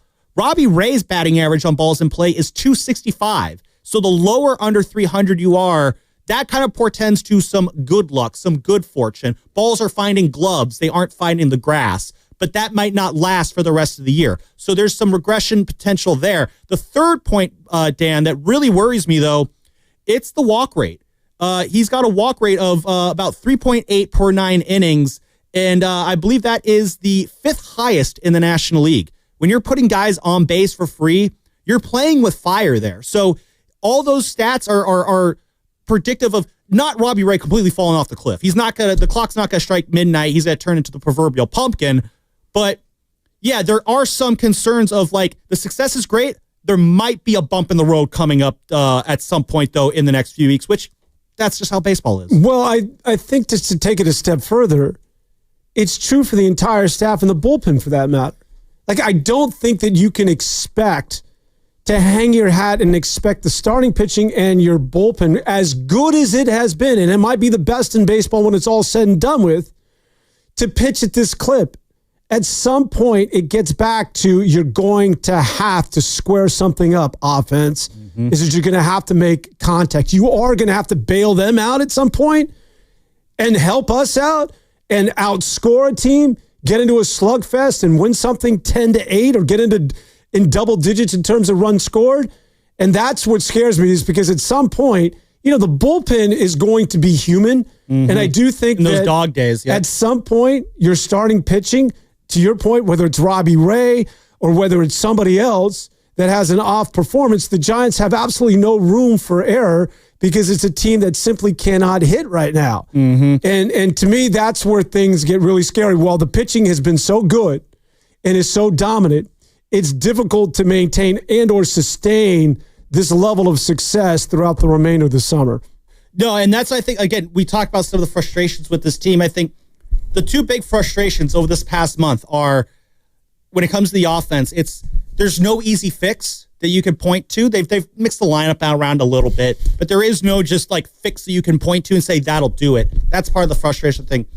Colorado. The other frustration thing, though, has been this offensive cold streak is happening during some incredible performances by your pitching staff. The bullpen has been lights out all month long. The pitching, the starting rotation has been absolutely dynamite for you this month. There's been some bumps here and there, but for the most part, your starting pitching has been absolute nails. Like, the Giants have left a lot of wins on the table by wasting some great starting pitching. I mean, against the Tigers, all three of those games they had against the Tigers were probably winnable for this team with just the extra swing of the bat here or there. I think they went like 2 for 19 with runners in scoring position in that 3-game set in Detroit. So it's just matter like we talk about how the Tigers are an incredibly good team, one of the elite teams in baseball right now.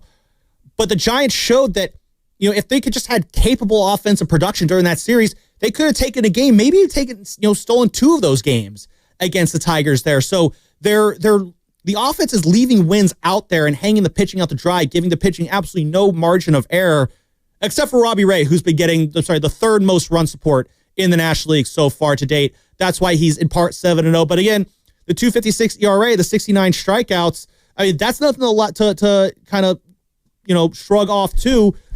Robbie, he's got a lot of great swing and miss in his repertoire this year in terms of just what he's throwing at hitters. Well, that's one way to look at it, I guess, is that they've left a lot of wins on the table because their pitching has been so good and the offense has been so bad. And or that ideally you'll look back at this and saying, you know, the pitching carried us while we weren't hitting. And now that's that a positive way to look at it. And now that we're hitting, we have, no pun intended, hit our stride. And it was the pitching that kept us connected again to the Los Angeles Dodgers. But no matter how you shake this thing out, we started the show this way and we may as well end it the same way. You can't hide from the fact at some point, if you want to be relevant, you're going to have to hit. Yeah.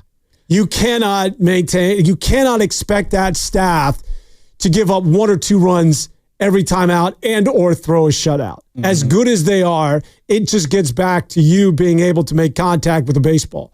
And I think to your point, Willie Adames will hit. Chapman showing signs. I think Yaz will come around at some point too. He's going to be a streaky hitter. Now, Yaz can be Yaz. At this point, it's just like Yaz has a good month in May. He dips off and he'll come back. But if he gives you that defense, like the one thing I will say about the Giants, if I see a ball hit out into the gap now, I feel more comfortable. He might. With Jung-Hoo Lee tracking something down, you know Yaz is giving you good defense. And while Ramos isn't necessarily great defensively, he's not bad.